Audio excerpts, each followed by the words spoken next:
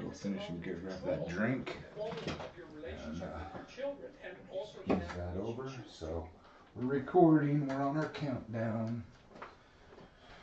All right.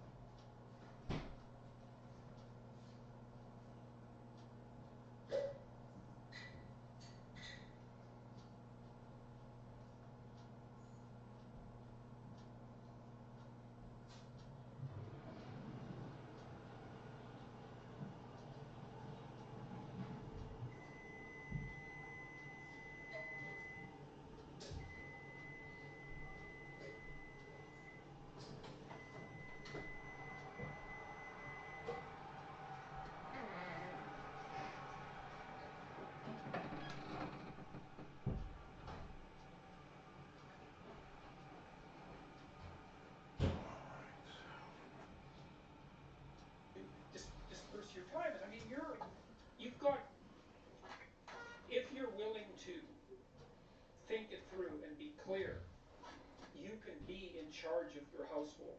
The children don't have to be in charge. And it's not good for them to be in charge anyways. So people are afraid of children, and it's too bad because children are absolutely wonderful. I mean, you have to be careful with them, and they get tired, and they get hungry, and they get hot, and they don't have an attention span that's as long as an adult who has a long attention span. But they're great company, and they're unbelievably thoughtful, and they love you, and like they give back far more than they take if you have an ounce of sense when you're dealing with them. So yeah, so it just always makes sense. Great children, man. You're the adult, for God's sake. You've got the upper hand, and if you have a partner you can rely on, well then, you know, you can Okay, get down to 2 minutes. that you're going to run your household so that You you're got actually all your thrilled to death that you have kids and that you have stuff life. together there. From there. Are you just tabbing those? Good morning, Nick. Yes, you are hearing Jordan Peterson in the background. Yep, you are. You are.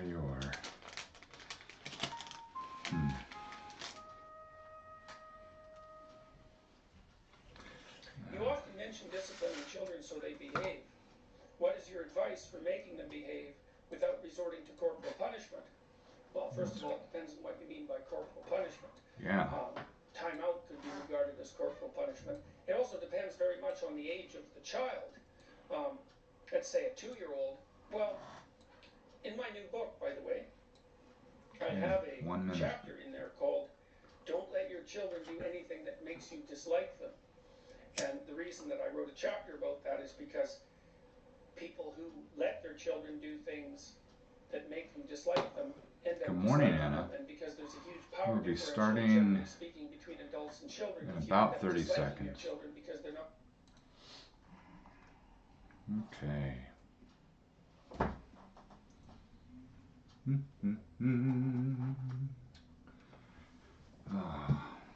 I like starting my mornings like this. So I'm just following your lead on this. Yeah, just remember that link there. Okay. Oh, the link to the video? No, the attachment to the table. Let's not break another arm. Remember, it's the 3, 2, 1, and here we are. Good morning, everybody. Good morning. Oh, so here we are. I'm Jaime Buckley, father, well, author, illustrator, father of 12. I guess I'm tired enough that I can't even remember my own line. I'm something. No. And here's my sidekick, my host, researcher, opera singer, and pro snowboarder, Shower opera singer. Evan Buckley. I've snowboarded on, well, everything but a snowboard. It's like Down a multitude of things that probably should not have had something sliding on them. do you remember us going ice blocking? Yep. Oh, I want to find the old pictures. Mom's doing scrapbooking stuff, and for some reason that just sparked in my mind because I don't remember if it was you riding on my back or what. That's when I really started gaining some weight on the snow. I think there was probably Nathan. But going down and Aunt Liz going, no, don't go down that hill. I said, why? I'm already going down. You know, I've got the big block of ice and I've got the wrapped towel and it's under me and I'm trying to balance. And then your brother's on my back and we're just shooting down this hill and I'm going, why? And she's like, there's a dip at the bottom. And someone caught the picture. We had the picture of where I hit the bottom because I hit the bottom and I go down like this and the ice stayed there. Of course, it got shoved up into my gonads and I went launching into the air going, and someone got a picture from the side of me going, and your brother just flying off. I thought it was you, so I guess it was Nathan because Simon wasn't born. So I have all my mental capabilities intact, so it definitely wasn't me. Okay. So ice blocking, for those of you that don't know, it's in the summertime, so you can't go sledding in the summer. So what you do is you purchase these big blocks of ice. You kind of put a towel on it, so you don't freeze and melt and get so you wet. don't freeze, and then you just ride that down the hill. Yep. And if you do it on grass, on green grass, it just you fly. Yeah, it's awesome. It's pretty interesting. It's a fun thing with kids. I think I'm Go gonna ahead put and- my phone on mute since we're here with you guys. So, yeah. So, Anna, one more opera singer. Show some skills, Evan. Yeah. See, shower opera singer. Which means that's a whole different kind of show. So, I mean, and that's a pay-per-view. Unfortunately, it's not even my wife would pay for it. And you and you also have to make sure that you have medical insurance for the therapy afterwards. Now, I just have a disclaimer. Starts off just I'm not responsible for the problems. She says you can take the camera in the shower. I don't think they allow that on Twitch anymore. I bet you someone's doing crap. But I understand. I hear that there's so many rules with Twitch of what you can't do.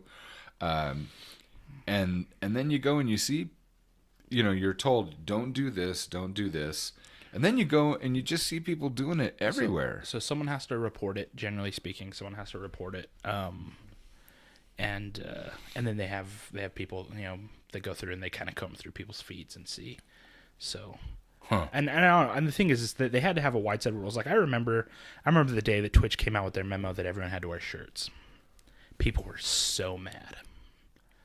And I just watched a little snippet like 2 days ago of guys going around and going on Twitch and giving people saying, do you respect women? I respect you. And he says, all right. So they give it to a bunch of women. And he says, let's go find some guys and see if they respect women. And he starts laughing. He goes, oh, we found one. And it's a guy, he had to be like 50 something. And he's got this big mustache. And I have no idea if he's got clothes on at all, but he's completely naked on the top. He's got this big old gut, and he's playing games. He's like, "Hey, what's happening?" Oh my goodness. Well, when they came out, and obviously they said that this includes everybody. They were not limiting it to just the women. Everyone's required to wear clothes on stream. Thank you. Okay. Right. Thank you. And and people were just mad about it. But the reason they did that is because it was turning into like a cam site, you know, watch me dance, watch me take off my clothes, et cetera, et cetera. And so in like a 24-hour period, all the most popular streamers for that just ban hammers, just all these permanent bans all over the place. And I remember because this YouTube compilation of just midstream ban, just Wow. They banned so many people for stuff like that. And one of my favorite Hearthstone streamers was streaming without a shirt, banned, you know. And he's like, yeah. He's like, serves me right. I read the memo like 3 days before it came out.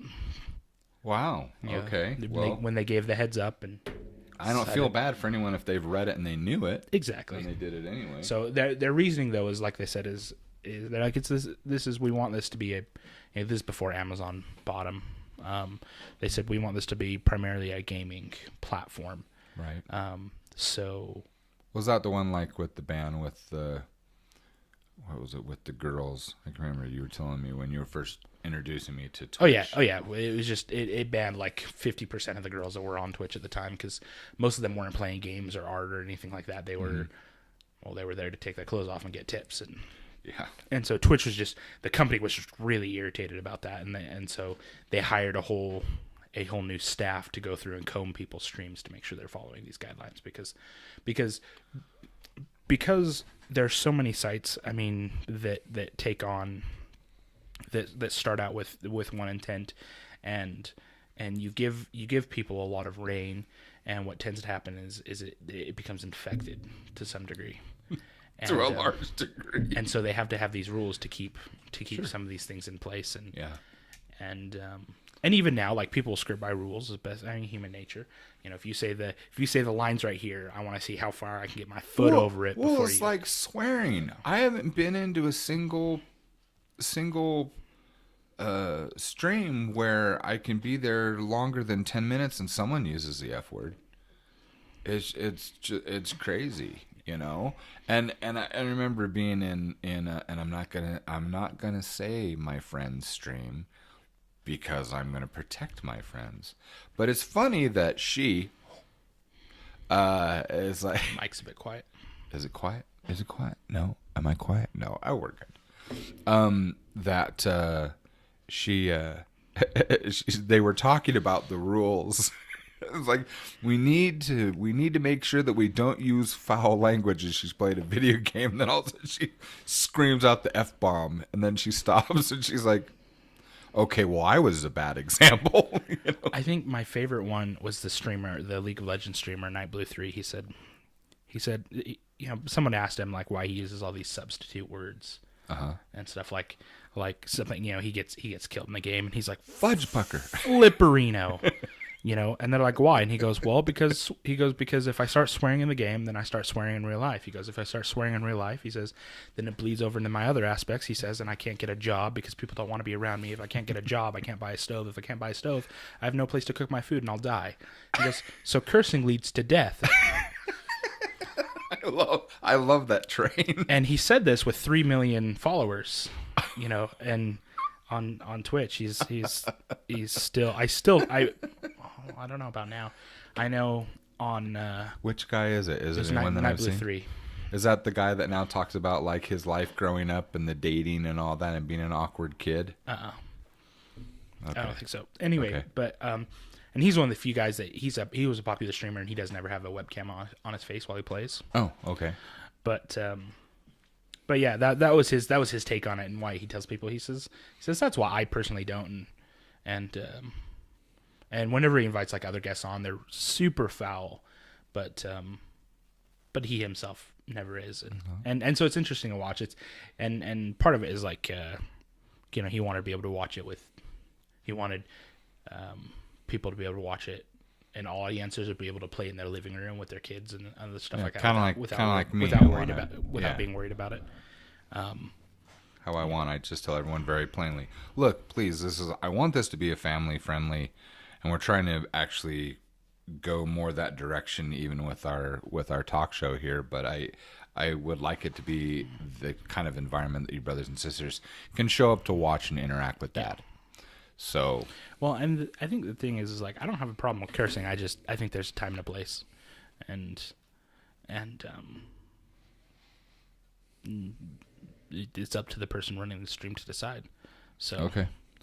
anyway, So you have some specific thoughts you want to. well, I wanted to talk a little bit today about parenting. I just wanted to share some stories. So my dad gives me a piece of paper yesterday morning to go over. It's a schedule for a writing conference, and I'm going to give them a link to our website of what we actually do. We do. So anyway, Part of our living. and I set it on my coffee table. I get up, I go to use the restroom. I come back. I've been like 3 minutes maybe, right? And sitting on the coffee table is my 2-year-old daughter, and she's eaten half of this paper. and I'm looking, and I was a little bit more frustrated than I'd like to admit. As I'm looking, and she looks at me with this big smile, like, "Good morning, Dad. Look at this paper. I'm so happy with this. I found it just laying here. I was waiting for breakfast, but you already set it out You for already me." gave me my fiber. And I'm looking at her like, I can't deal with this right now. I can't. I needed that paper, and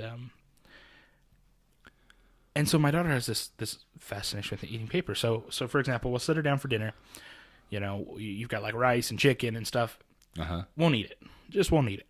So you say, okay, whatever. We'll see if she's hungry right before she goes to bed. So we're gonna give her a bath, and then we're gonna get her ready for bed. You know, the whole nighttime routine. Yeah. And she goes into the bathroom, and she's waiting there. Marilyn goes to grab a clean towel, and so she's just standing there next to the tub because she's waiting for Marilyn to come back before she actually gets in the tub. And she goes over to the roll of toilet paper and rolls it down a little bit, and then just like puts it into her mouth and just like rolls it and starts eating the toilet paper. And I'm like, As it's just like disintegrating on her tongue? and she's just kind of like slowly going, and obviously she didn't go through a lot of it. She Yeah. goes through like a couple flies. And I'm like, Ew. I have issue with this child. I take major issue with this. And she's looking at me just like smiling like, I'm eating this. And I'm like, I need to get her checked out. Like, and I'm sorry, but when it comes to parenting, eating paper, eating dirt, mud, I used to find it funny with you and Cecily. What's that? Oh, I was going to say, find it with you and Cecily when we would go to the drive-in movies when you guys were babies watching, who was it? Was it Cecily? Can't remember. One of you, because remember, we lived right next door to the drive-in theater. Well, you were a baby, you wouldn't remember. Anyway, we lived next door to the drive-in theater. So at night, the challenge we had with you was that you would cry and you wouldn't go to sleep. You couldn't relax. Yet if I took you for a car ride, you're out. You just relax. Still that way. So what was Driver, passenger.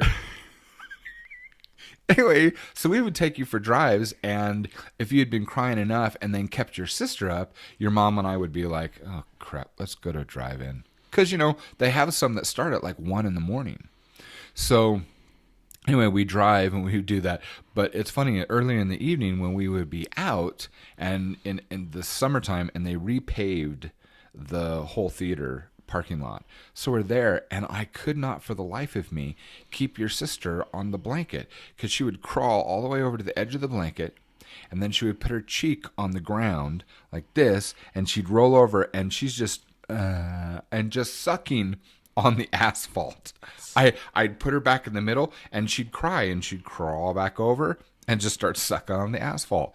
I worry about a lot of you kids sometimes, but it's like you pick them up and you're dusting them off, and you're like, why do you do what you do? Sit. That's it's the textures and the smells and the flavors, and they're like a dog. It's like when my daughter started crawling, and everyone's like, make sure your floor's clean because they're gonna get to everything. Right. So like, I've vacuumed, I've cleaned up. There's like nothing on the floor. She's crawling around. I'm like, I'm just gonna leave her for a moment. So I'm talking with Marilyn. I turn over and I look at her. There's nothing on the floor for her to get at. So you think? So I thought. Anyway, Oh no! and I look over, and she's got my flip flop in her mouth, sucking on my shoe, and I'm like, Oh, that's one of the just nastiest things ever. and you're looking, and so you grab her, you pull it out, and you're looking at her, and she thinks, oh, you're holding me here, give me, puckers up for a kiss. I'm like, I'm not kissing you. Go, here's your mother. She needs to go brush your mouth, something. Anyway, so it's, I don't know. There's something about that. So just the other day, my daughter is eating soil from the potted plant upstairs. I watched her do that. And I just sit there and laugh. And Roman, my little brother, comes running into the room where I'm talking with my mom. And he looks at my mom. He says, Alhana's eating dirt. Alhana's eating dirt. And I looked at him and I said, well, tell her Almai. So I speak Samoan to my daughter. We don't speak it fluently, but we speak enough to, to talk with her and raising her to speak both English and Samoan. So Almai, it means to hand it to me, give it to me, And so I said, so tell her Almai.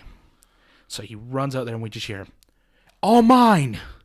It's all mine, Alhana. Puts out his hand. And I walk out there and she's shaking her head no. And he comes back in like just exasperated, like, I did what you said. And it's, so I walk out there and I tell her, Almai, and she hands it to me. And then he comes back and looks at my mom and he goes, she's eating dirt. It's gross. I was like, 3 months ago you were eating dirt. It's just the things these kids say. Anyway, but I was talking to Mom about like clean houses and dirty houses as a parent, and she said there's a view that a lot of people don't often take. She says when you look at a messy room, especially like a child's messy room, she goes, it's easy just to see the mess. She says, but that one of the joys of parenting, one of the things is learning to look at that room and look at the mess, and nestled into the mess, she goes, you'll see a creative mind. She goes, you'll see a few awesome Lego structures, or you'll see the dolls have been organized around the plates and the stuff like this, or the blocks have been stacked into a tower and things like that. And she says, and when you look at it that way, she says, and you're not looking at it as a mess, but you're looking at it as this the creative process of keeping Dad out of your room for fear of stepping on one of those Legos or blocks. Well, part of it was that she was just saying that that you just look at the enjoyment that was had, and it changes your attitude a lot. And that was her point. She said it's not that we say that having a dirty room's okay or things like that. She says, but it's easy as a parent to not get upset, not get overwhelmed when you're looking at it and you're like, your room is always dirty. I'm constantly trying to teach you to clean the room. I'm constantly trying to, and she says, and her opinion was that she needed to take a little bit more time to recognize some of the things that were made, some of the things that were done, and to recognize that mess came from a child enjoying themselves, trying to figure things out. And she said, and also it's different because, you don't want that mess of toys in the middle of your living room versus their bedroom or other things like that, So, and she says, so there's differences in when you allow it and when you don't. I'm just thinking about focus of cleaning. Just about every Sunday afternoon, the explosion of Legos that's through 2 rooms everywhere, weaved through the carpet, and yet at the same time, to validate what you're saying, but then look at Winnie will usually be by the piano, Carly will usually be by the armchair, and Simon, more times than not, is sitting over in front of the fireplace. And what do they have in front of them? Of course, and then there's Roman trying to get in, saying, let me play with you, which is Roman translation for, let me destroy what you're making so that you can build it again. But, I mean, you see the 3 structures, and especially since we bought the plates so that they can build homes. They build these brilliant, massive structures that are impressive. And so usually the first question I say, all right, it's time to clean it up. The first question they always ask is, but can we keep our creations? Can we keep our houses? Yeah. Well, and that's why I was talking with Marilyn about that, and I was just kind of like, it helps to take a different perspective on some of the stuff that she's done, and our daughter's really good. It's not like our house is really messy all the time. because Marilyn likes to stay on top of it. She's like, I want it to be as close to pristine as possible with kids, and so as much as she's physically able to, she won't, throughout the day she kind of cleans up and we've kind of talked about having the idea of having just like a basket in the living room, and just toss everything into the basket during the day, and at night you take the basket back into the bedroom and you sort it out. You organize it, yeah. Because that's what Mom did when I was a kid. Kind of like. So, less complicated but consistent. Yeah. And then so you keep the family areas later. clear, so when you have guests or other stuff over, like your family rooms are clean. And then you take that basket at the end of the day, and that does need to be put away. It does need to be cleaned up. It does need to be taken care of. Right. But at least there's some semblance of order, with that. And I don't know. It's I like the idea of that. My daughter has this attachment she gets attached to her toys and things. And obviously every kid had toys or things that they really liked, but she has like this, she needs a certain set of them to go to sleep. Oh, really? Okay. Well, and the reason why is, so when she was sleeping on her own, she had this stuffed bear, and Marilyn had it when she was a kid. So it's like this raggedy. Same bear or just same bear? Oh, okay. This raggedy little bear that she just loves. Okay. And then when one of the first hospital trips where me and Marilyn were gone, and she was being watched by Mom and the girls, and she was having a hard time being alone, so I gave her a doll, this baby doll, and she became attached to that just right away. She needed that. Well, fast forward in 2 months, we're back in the hospital. You guys are watching her for a couple nights. We can't be there with her. That doll's nowhere to be found, so they gave her a different doll. She got attached to that one. They then ended up finding that. Now she has both of them. She has to have them both. So she has 2 dolls and a bear. Which all seem to be linked to points of anxiety. Exactly. And alleviates the anxiety. So exactly. And that's why I'm, most of the, I've had people say, well, it's unhealthy for her to have all those. I was like, well, here's the thing. She got attached to it because we were gone. Wife was admitted in the hospital. Right. Got all this stuff. I can't be there for her. My wife's not there. If that's her comfort and that's what helped her get through that, I'm not anxious, or I'm not willing to take it away right now, As long as it's not talking Tina, we're good. Anyway, and then she has this just avid love of dogs, right? So Jessica gets her a massive dog stuffed animal for Christmas. Oh, I haven't seen that one. So that's included in every night. I know she has a cute little white dog.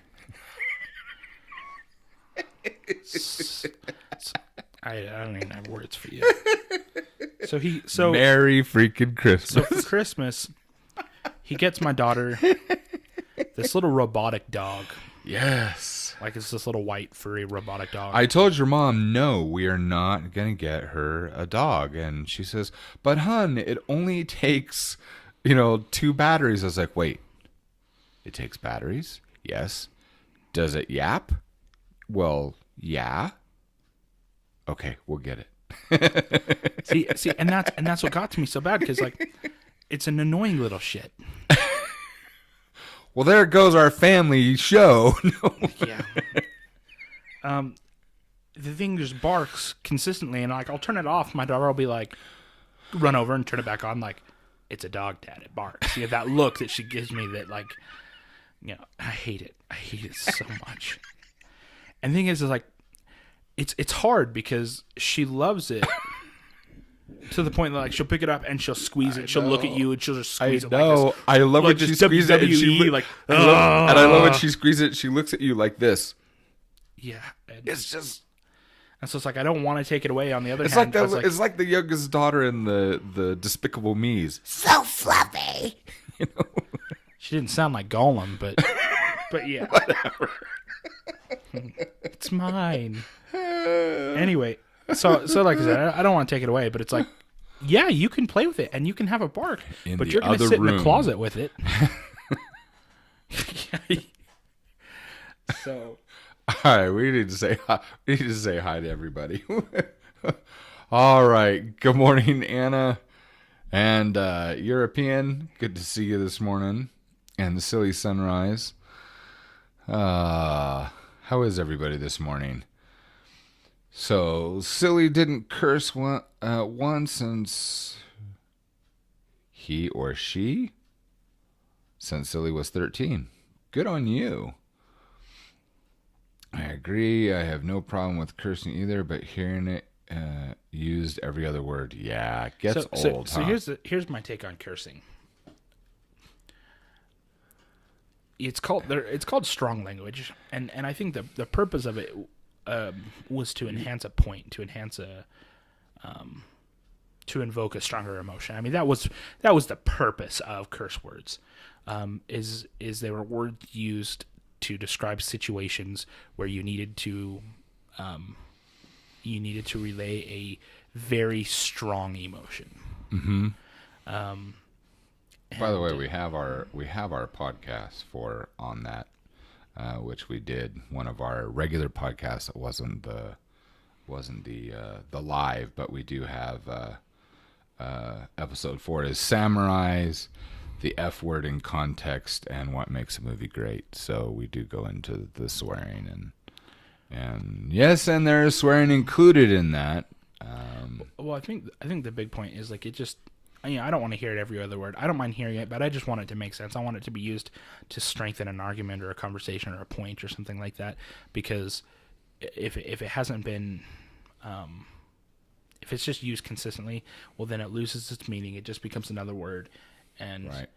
And the other thing is that people that if you're cursing consistently instead of using a wider vocabulary, it's lazy. You sound ignorant. Your vocabulary. is lazy, and my vocabulary. So that's my take on cursing. I don't mind hearing it, but I want it to be like purposeful. I want it to have a purpose behind it. I want to, I don't want to just hear it and hear you say curse words for the sake of cursing, because that just comes off as intellectually lazy, right. and it's not that I'm offended by it. I just don't like it. Like I prefer to. Sure. Something more intelligent or something more... Understood. And I know that I'm good. I know Evan's in a lot of pain this morning, but I'm jealous of you eating nachos. Yeah. Oh, yeah. I mean, I don't know what nacho places are open at 8:30 in the morning, but... I do. We can go to Payson. Take a break. Should we do like a 45-minute break and we'll drive there? We'll get our nachos. We'll come back. We'll eat them on screen. Yeah, because that's what they need to hear. Crunch, crunch, crunch. Which would drive you nuts. Yeah, so I have this thing. Hearing people chew is like... like, I can't think of situations that make me more uncomfortable than that. We can be playing a game. We can be playing a game and we're playing with either Skype or Discord or whatever, and he's like, Dad... mute your mic or I need to mute you or I'm going to walk away for a while. Finish eating whatever it is that you're eating because I can hear the clicking of your jaw. So here's the thing. It's not even the clicking of the jaw. It's the clicking of your teeth hitting together. And here's why. So when I was a kid, for a brief time, my grandpa needed he lives at this, he just recently moved in with us. He needed a place to stay. And we didn't particularly have room for him, but obviously you're not going to turn him away.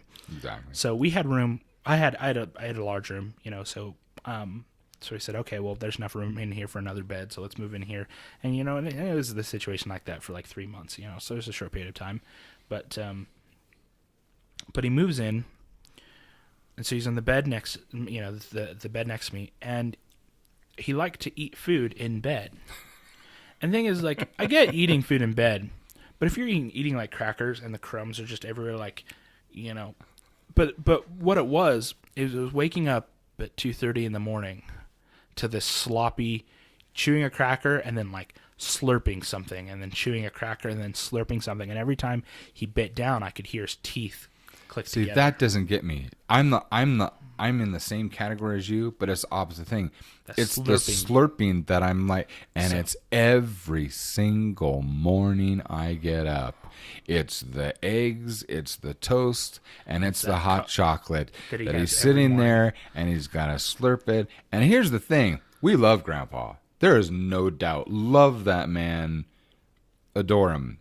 Oh, crap. I don't ever want to hear him eat. Yeah, it's the worst. So I listened to that every night for like 3 months. Of course, it is kind of funny when we're all sitting around eating Samoan food together. That's kind of funny. Still not. Nope. I think. Well, I'm better off because there's nothing to slurp. Well, he'll find something. He'll slurp a steak. I don't even know. So, Whatever. So the problem is that now listening to someone chew is, it's so bad. I mean, there are times where I can hear my own teeth hitting together, and I was like, I can't even eat. There's nothing. I'll starve. I won't listen to my own teeth hit together. It's so bad. And so we joke about that, but like someone chewing nachos, I was like, I'm gonna go eat in my room alone. Yeah, it's like we were getting character sheets ready for Villains and Vigilantes for a role playing game, and I'm working on my sister Jessica's sheet, and she comes next to me. She's eating popcorn. And I look at her and I was like, you need to remove yourself from this room quickly. And she's like, yeah, sorry about that. So she leaves, comes back like 30 seconds later, chewing popcorn. I look over at her. I said, I'm gonna beat you next time I see you. If you come into my room, stand at my desk and chew next to me. And she's like, I forgot it bugs you that much. So she leaves, and I follow her out, close the door, lock it. I was like, if you have any information, write it on a note and shove it under the door. How do you handle it when we have gaming sessions, when everybody drives down and we're all sitting there eating around the room? You don't ever leave. I don't bring crunchy food.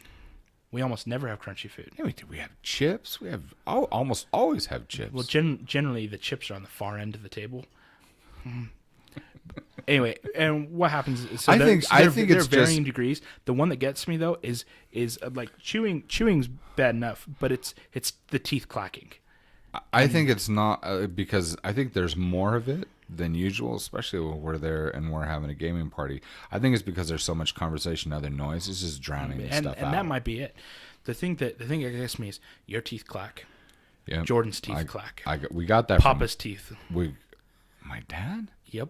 When he chews, I've never heard that. I got that from Mom. I got that from Nana. I was gonna say Uncle Bob's teeth clack together when he chews. But Nana had like I don't know what is her jaw always seemed to be out of place. So I don't know. So anyway, so it's stuff like that. It's just like I was like, I'm gonna leave when you're done. I'll be in the mid conversation with someone and they'll just start mindlessly eating, and I'll be like, I'm leaving. Anna hates when she hears a spoon or a fork hit someone's teeth. Oh. That bugs you too? It's so bad. I just don't like it when it actually hits my teeth because it hurts. Okay, so talking about things. I haven't ever thought about that before. I wake up to one of the worst noises I've ever heard in my life. Okay, Grandpa snoring. Just the other day, I couldn't explain the noise to you if I tried, but I'll explain what was causing it. So I wake up to this noise that is making my skin crawl, my head hurt, and this fear just build up inside me. I wake up. I'm taking a nap in the middle of the day. My door's open, and I can hear my daughter's feet just moving back and forth. So I kind of sit up, and I crawl over and look off the end of the bed, and she has opened my wife's the bathroom kit. She's taken out the tweezers and the nail file, and she's put the nail file in her mouth. And is pulling it and filing her teeth. That hurts me just to think about it. So I holler, I reach down, I open her mouth, I pull it out. And she'd maybe had it for like 3 or 4 seconds, and Marilyn's already on her way. She's like, I'm sorry. Oh, my mouth hurts. She says, I was just trying to pull the bread out of the oven, and I was gonna come, pull her out of here. She's only been in here a few moments. That hurts me just thinking about that. And I'm thinking, this sound is the worst sound I've ever heard in my life. And I'm looking around to like, how did she even get these? So I'd taken all the pillows, all these spare pillows off the bed, like all the decorative pillows, and I had stacked them against the wall next to the bed, and she climbed on top of those, on top of the nightstand to reach the shelf. Sounds like Nathan. The shelf that had the container that had, all the bathroom supplies in it. Oh my goodness! You got a climber. Yeah, I've had many. And Marilyn's, you're not one of them. which is surprising. No. And so that sound is the worst sound I've ever heard in my life. And like I said, it woke me up from a very deep sleep. And now I have nightmares about that. So Fun. So even Anna's all, ew. yeah, I don't know. It's a different kind of gross. I don't and of course in my irritation with that, it led me to Is that why you wanted to talk about these things today? somewhat. I had to vent a little bit. So that led me to, did you know that there were civilizations that like filed their teeth to points? Yeah. Yep. I couldn't imagine sitting through that. Like, Oh, and there are some odd that's hurting procedures. my There's some spine odd just thinking procedures about that this. people did. It's like I was talking with Marilyn about the term Mohawk. So a lot of the American Indians, they felt that it was unclean to have facial hair or hair on the sides of their heads, and so once it reached a certain point, they would pluck every bit of hair all right here. So they just had the Mohawk, similar to like the horse's mane, and because it was unclean to have hair anywhere else. And I was like, could you imagine sitting there for a day as they pluck every beard hair off your face, every hair on the sides of the head? That's terrible. Absolutely terrible. So it just kind of led me on this path of what people did, and obviously things got much worse than that, some of the practices that ancient civilizations had. But I'm a wuss, and just little stuff like that bugs me. So All the kids, pull nothing, pull. Oh, no. Yeah. No. It's not like disgusting gross, but like getting chills gross. Okay. yeah, it's okay. Well, it's like horror story gross, is what it is. Anyway, It's true. It's not like it's not like ew as in disgusting. You're right. It is chills. Anyway, That's what it gets. so it's things like that. As we're learning this parenting, and I was like, okay, so now I know that she can climb on all the pillows, which will give her access to things that are normally out of her reach. Because like we don't keep anything on the nightstands because she can Right. reach the nightstand, so we keep it on the shelf, higher than that. But if I give her something, she'll climb on top of the nightstand, and now I have an issue. We have this little like, they're like those kid car things or animals or whatever that has wheels on it, so they can sit on it and ride it around. Straddle it and just scoot. And she doesn't ever ride it around, but she has found it is a mobile stool. How many times has she fallen? Does she realize that it doesn't say stable because it has wheels? She doesn't care. They're just bruises. It's terrible. But it's like I'll be laying down reading something. The light will just start to flicker, and I look over, and there she is. She's pulled it up there. I can reach to the light. Yeah. It's being a parent. It's an interesting experience. Some of these things and the phrases you have to tell a child. Phrases, yeah. Okay. So let me ask you this question. Have you come to the point where you've said something, whether you're either trying to instruct her or you're trying to chastise your daughter, and you pause and you realize, okay, that just sounds stupid? Had that experience yet? You're going to. Every parent has at one point or another. You're gonna. It's it's kind of like a similar thing, like when you guys were younger, you're picking on Nathan, and I come up to you and I smack you on the back of the head, and say, "Don't hit your brother." It's just like, okay, it's like look up at Dad and say, "Okay, hypocrite," Okay, I guess if you explain it like that, I've had a few of those moments. Or have you had the experience yet where? Because I'm pretty sure most kids have this, is that, you say something and say, oh, crap, I sound like my parents. I have that every day. Every single day. We weren't that bad. We're not that bad.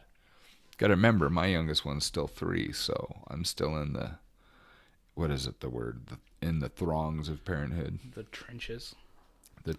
Taking fire. I don't know about taking fire.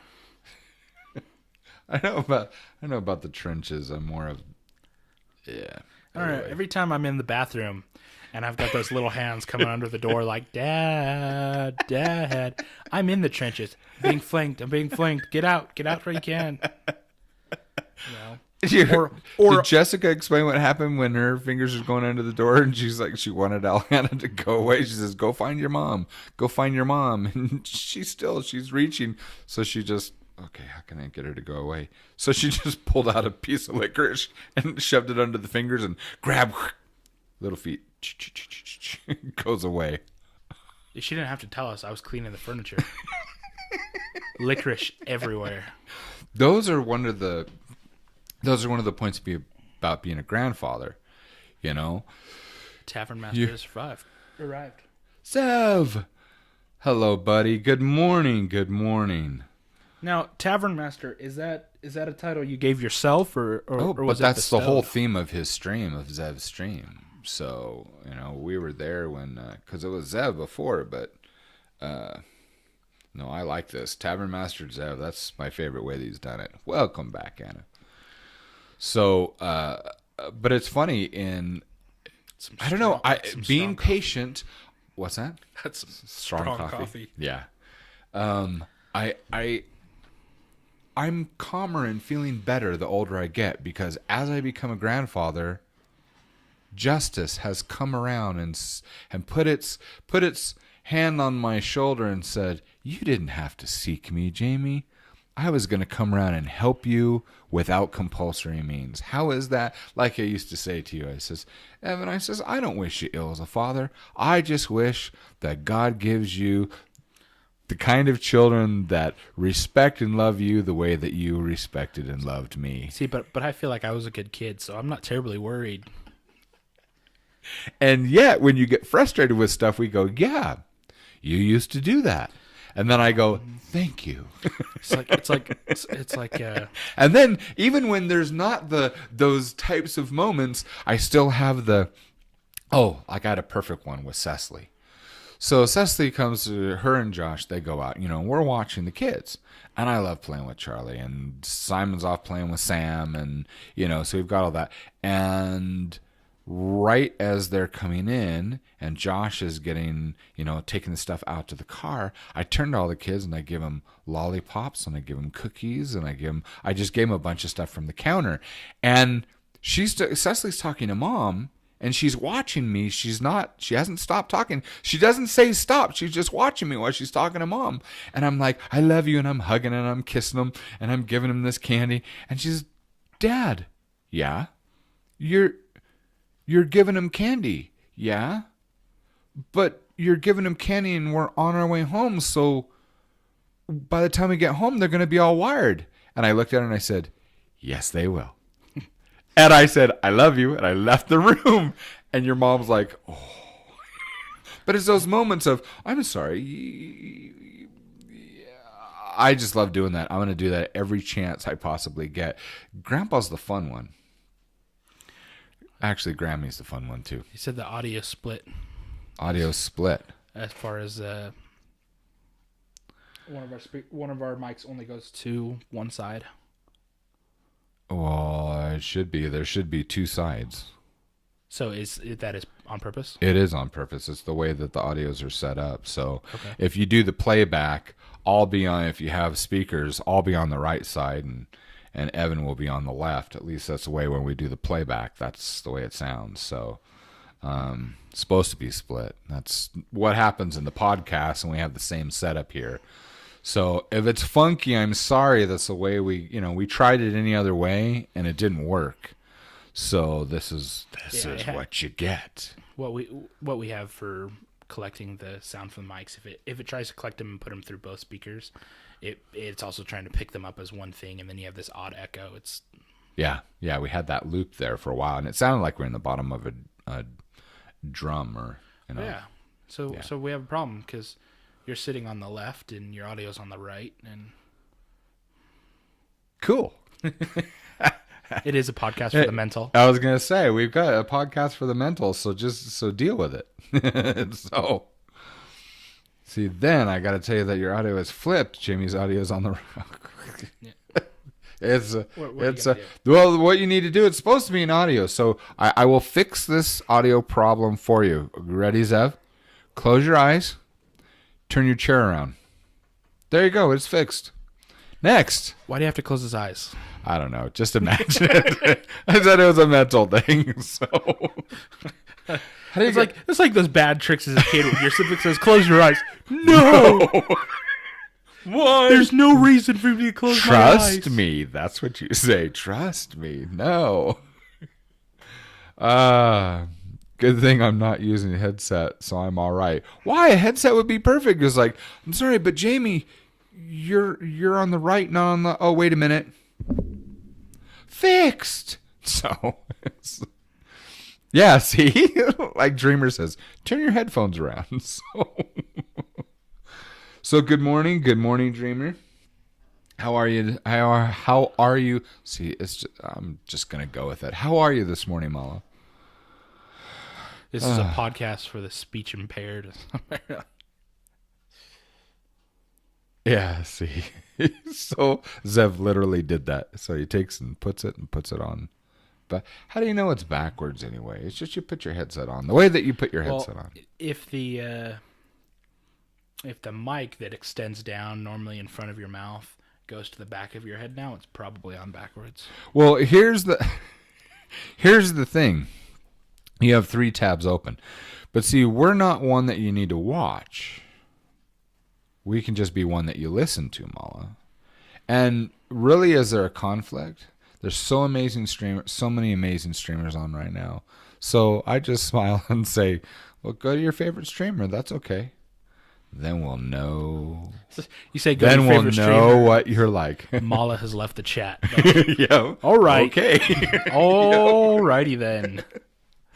Okay. Hey. Okay, so talked about parenting, talked about experiences with your daughter eating paper. So you need another one of those forms. I do. Okay. All right. I need some too. We'll pick the classes and organize that. So you said you wanted to talk about some things that Jordan Peterson, you were watching some of those videos this morning. It was funny because Nick got on and we have the countdown on here. We're not live, and Nick shows up and says, is that Dr. Jordan Peterson I hear in the background? Yes, that is he. So yeah. Well, for really quick, what I want to say, if you guys have any questions or anything you guys want to hear us talk about, you go ahead and put it in the chat. I'm gonna move on, but as you guys have questions, we'll try to answer them. And yes, we will answer questions. We will talk about subject matter. And if European is in the room, no, not having anything to do with dabbing, we will pretend that doesn't exist. Well, there you go. Here's how you can choose, Mala. If you can't decide which place to go, I think you should go with the people that will interact with you the most. So if you start asking us questions, guess what? We're going to interact with you the most, and then you know. All right. I just threw that out there. I guess we have it's almost 9 o'clock, and it still feels too early. I think it's because I've gotten up at 4 a.m. the last 2 days, and see, I don't have a reason. It's just who I am. I'm usually up and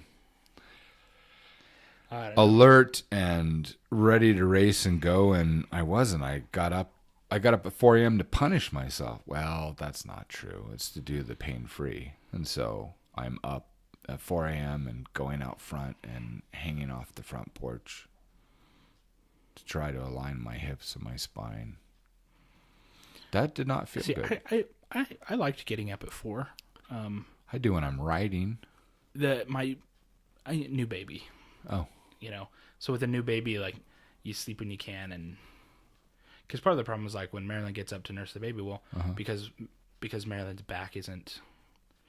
She doesn't like to leave the room to go nurse. Yeah. So she likes to sit at the end of the bed, but her back can't take it. So when she gets up to nurse, I get up to either like lean against her back or something, just like support her. So that Doesn't she just go up against the headboard and do it that way? our headboard's kind of Wonky. not great. So it's just like not great to lean against. Oh yeah. So anyway, and so generally when she gets up with the baby, I like to I'll either like keep her company or whatever. Yeah, I'll either roll over and like roll against her back so that she can lean back, at least her lower back supported, or I'll sit up and put my back against hers or something like that. So just while she nurses. Have you guys figured out your patterns? Because your mom and I, I think it was by you. Yeah, it was when you were born. And so we got into a pattern, and it lasted the other 11 children. And that is, your mom, I mean, she's going to be up nursing the baby, and that's going to go on for ages. And so we got into the system, we got into the pattern that when the baby cries, I wake up.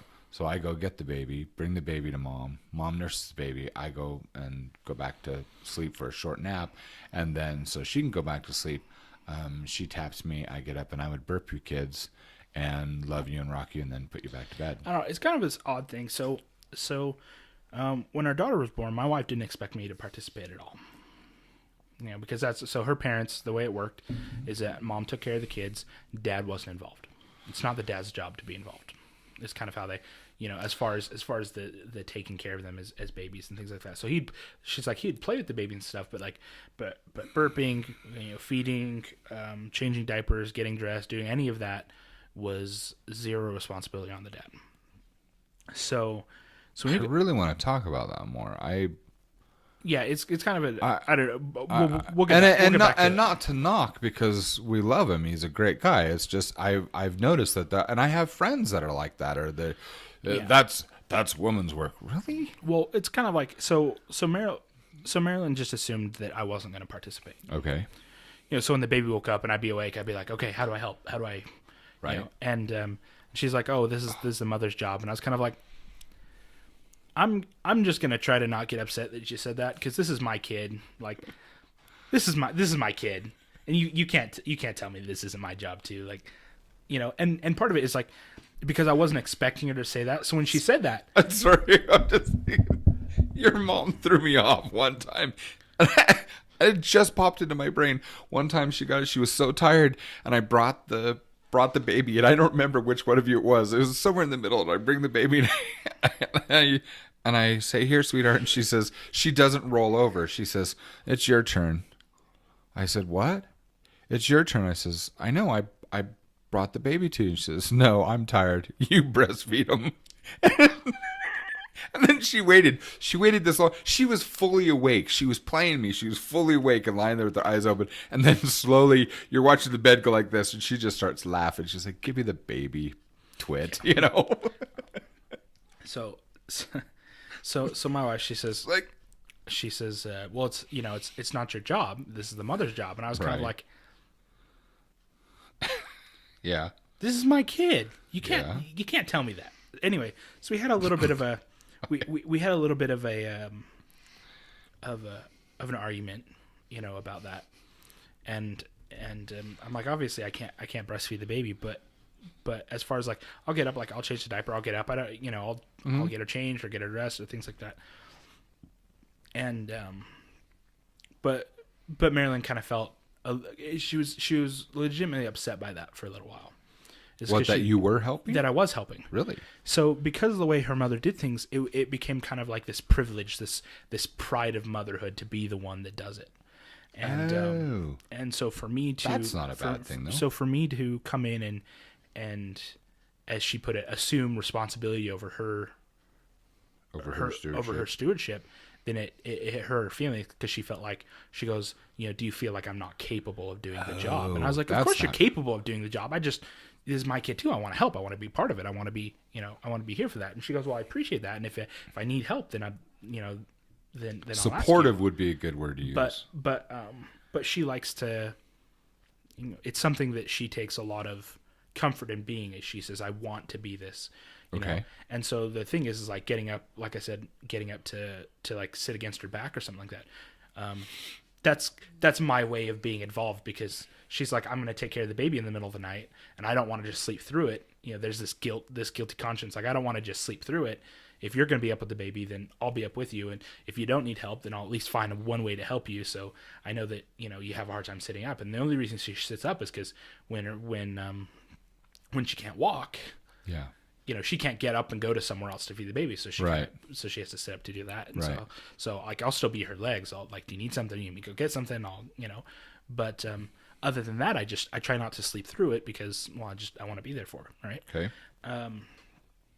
And so it's, I forgot where I was going with this originally, but, with my father-in-law. So Okay. as far as the not helping goes, it's kind of this interesting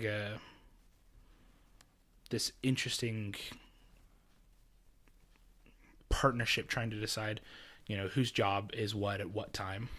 Because Okay. previously we talked about, in an example in a marriage or being parents that all the responsibilities are both of your jobs. Right. And so, when we first got married and when we first had the baby, I was the only one working outside the home. And so my wife took care of the stuff at home and the baby and things like that, until she got sick and that worked out really well for us. But the same thing with the kid is with the dishes. If the baby's diaper needs to be changed and Marilyn's not available or for whatever reason or unable to do it, well, then it is my responsibility. Right. I need to go do it. It still needs to be done. Right. It's not up for debate. It's what needs to happen. Good morning, Wolfie. Been waiting for Wolfie to join us on our talk show. And good morning, Mite. And sorry, I didn't mean to cut you off. No worries. Anyway, and so trying to figure out that balance, and so lately what it's been is she takes care of Jamie, she takes care of the baby, and anytime Alhana stirs or something, you hear her crying in the other room, well then I'll go up and go take care of her, in the middle of the night, and or in the mornings. A lot of the mornings, Marilyn's having a hard time being able to get up and get going and stuff, and so when I hear Alhana get up, okay, so I'll go change her diaper, get her dressed, get her breakfast, get her ready, and play with her until Marilyn feels like she's able to get up and move and get out. And she always comes out and she's always emotional. Like, I'm so sorry I wasn't here to take care of our daughter and all this. And I was like, you forget, I'm a parent. Right. This isn't something. It's not all on you. I'm equally responsible for taking care of my child. Right. And so that's kind of how that goes. As far as my father-in-law goes though. So I want to say it's an older generational style, traditional roles of marriage, you wouldn't have. Things like that. I would agree with you. You wouldn't have caught like Grandpa Palmer. He wouldn't have either. Yeah, and that is Ken's generation. Exactly. And so I think I think the big thing is that it's not that they'd be unwilling to, but it was considered, this is the mother's job, take care of it. Because as much as you can say that this is her job, I don't think that any father who loves his wife and loves his children wouldn't step in when asked to, or when needed. Because I think as much as some of these older generations, they might have these more defined roles or these places. There's no doubt that they love their children. Exactly. And the thing is, I think the love of your wife and the love of your children, I think overrides a lot of that stuff. Yeah. And so, like I said, I think he'd be there, but it was just kind of like, well, if you've got it, you've got it. I'm good. And I have, like I said, I have a problem with that just because, between medical, between other stuff, and the fact that, like, I'm dad. It's my kids. I want to be, right. Let me be here for that. I got a little bit of an argument with one of the nurses when we were going to the prenatals for my wife. Really? What for? Because she says that I talk too much for my wife and I should let her come alone. And so for those of you that don't know, my wife is not only is she very soft spoken, but she doesn't speak a lot. And she would rather let a lot of things go unsaid than to speak up.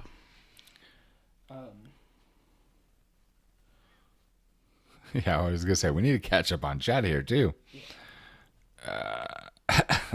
Anyway, I'll finish this thought real quick. You finish that, and I'll go back here. Anyway, and brain fart. What was it? Oh, yeah. The nurse. Anyway, and so she said, well, the problem is like it's like you're always here. Let her do her own thing. And I thought, well, we're here for a prenatal. Like, they're checking up on the baby. Well, the baby is mine too. I want to be involved. I want to hear the heartbeat. I want to know the progression of my child. It's important to me. Right. And anyway, it rubbed this nurse really wrong. And our doctor laughed, and she goes, well,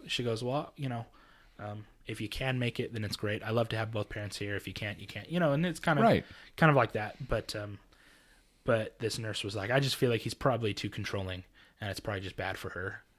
And I was like, you're awfully opinionated. Well, that's funny. Is like, you know what? I would really be concerned if your opinion was worth a damn. Good thing it's not. So I'm here. Thank you so much. Don't call again. Something like that. Yeah. So, you and I are on the catch up on somebody's comments. Yeah. Catch up and interact with. Let's see. I went all the way back to Zev. Anna, are you perhaps a two-headed ogre magi? And two ogre heads. Yes. Cool. What's your other head called? I love how you guys are able to do that with all the icons. Goodness sakes. Hey, you mate. Yeah, already 16 there, so it should be 4 o'clock your time. Let's see, it should be 5 o'clock your time now. We should start getting more folks coming and joining us, which is awesome. Awesome. Let's see. And good morning, Wolfie, again, officially. How are you this morning, dear? Oh, she's been lurking since the start. Okay. But she's been listening to an album, not us. Ah. Well, that doesn't do any good. This is a talk show. If you can't hear us talking, were you just watching it? We should have been doing this, so she can watch and... Let's see. Woohoo. Ooh, they're going down. Jamie's still tired. Yeah. Can't say I've listened much. Wolfie, don't worry about us, Jamie. Yeah. She was watching, and I don't know what it looks like without the audio. I have no idea either. Two guys looking at each other. Yes. That's very... I don't... That's fascinating, Evan. That's brilliant. I can continue to go on about parenting, but if you have a question, then I'm all ears. So we were just catching up on the comments before I continued on my rant. Might. How do you find a wife? How do you find a wife? It looked rather interesting at times. Oh, you mean like when we were talking about the file on teeth? When I was freaking out and covering my face because it hurt so bad. See, I say it and it triggers. The story only needed to be told once. Because you can just hear it sliding. Just. I am secretly a lip reader, she says. Okay. That makes me nervous. Okay. Yes, we do want a question. Might. All of you, if you have questions for us, we're doing this, and normally we don't stream on Tuesdays, so I don't stream. I once read, "I will pee on all the things you eat" from Harry Potter, and then I stopped that career. What? Lip reading.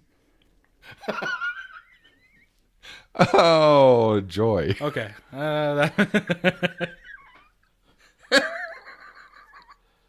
All right, then. That's funny. Which is probably for the best.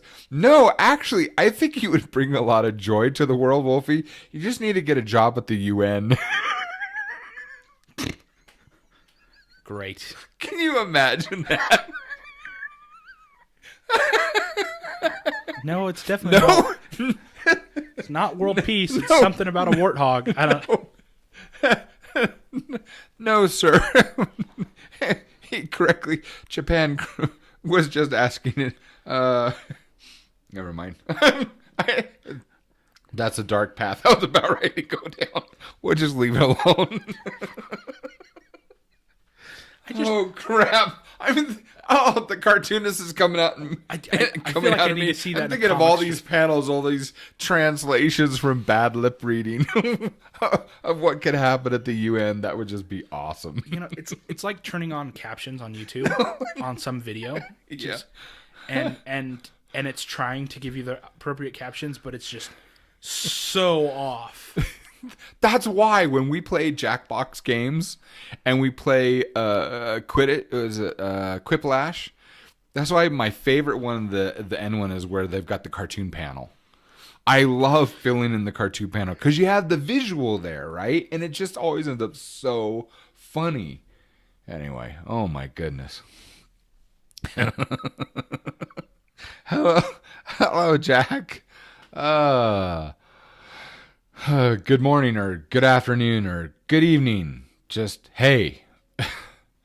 Let's see. After years of having to hear tykes scratch their nails on chalkboards, Zev can handle anything. Okay, so Mike says, okay, I think I have something. Let's say you are online dating. And the person you are dating with is always offline, but comes back on like 10 o'clock. at 10 o'clock or something. How would you act on that? I have no clue what I just said. I don't know. You'd say hi. I'm not sure I understand the question. Are you just upset that they are what? That they have a real life and only show up at 10 o'clock at night to say, hey? Because first of all, online dating, I don't even get that. There's no such thing as online dating. I thought dating was like interacting on a personal, like not on a personal level, but in person. So how could you date online? You could interact and have a conversation with someone online. I think it would probably be bad if the girl shows up 10 o'clock at night and actually she's talking to you while she's on a date. That would be. I think it has to come down to the definition of dating. Anyway, I wanted to bring this real quick. So Okay.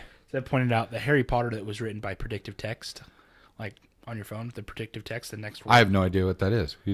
So on your phone, when you start typing a word, and it has like the fill-in stuff. Yeah, up at the top. Okay. The predictive text is trying to predict what you're going to say. They have the Harry Potter books written by predictive text. Oh, great. Like, we're the only people who matter. He's never going to get rid of us, Harry, Hermione, and Ron said in chorus. The floor of the castle seemed like a large pile of magic. The Dursleys had never been to the castle, and they were not about to come here in Harry Potter and the portrait of what looked like a large pile of ash. Harry looked around and then fell down the staircase for the rest of the summer. I'm Harry Potter, he began yelling. The dark arts better be worried. Oh boy. Anyway, it's a whole. I believe it's at least a good portion of the book. And they just did that. They just started writing it and just to let it go forward. Huh. I'm gonna have to read that. Interesting. Out of curiosity. I'm just wondering where you got that from. Is this from Zev? Yeah. Oh, okay. So that's where you got that from. Thanks, Zev. We use predictive keyboard trained on all 7 books to ghostwrite the spellbinding new Harry Potter chapter. I don't know. You have to define that. You have to define life. Do you have a life? I don't know. Unfortunately, as far as dating or online dating goes, I don't have any experience with that. Okay. I've never dabbled in it. I was fortunate enough to meet my wife. We both worked at the same place, and before that, I okay. Well, small community stuff. Let's go to these definitions. Okay, so let's back up. Okay, let's say you're online dating. So, what do you? First of all, let's define for this conversation, everyone here. So, what's dating? What do you define as dating? I want to know that first. How do you define dating? To me, it's an interaction between, like, with your mom and I. It was us spending time together, doing things we wanted to do together. So, movies, walks, dinner, whatever. For me, dating was spending time with another person.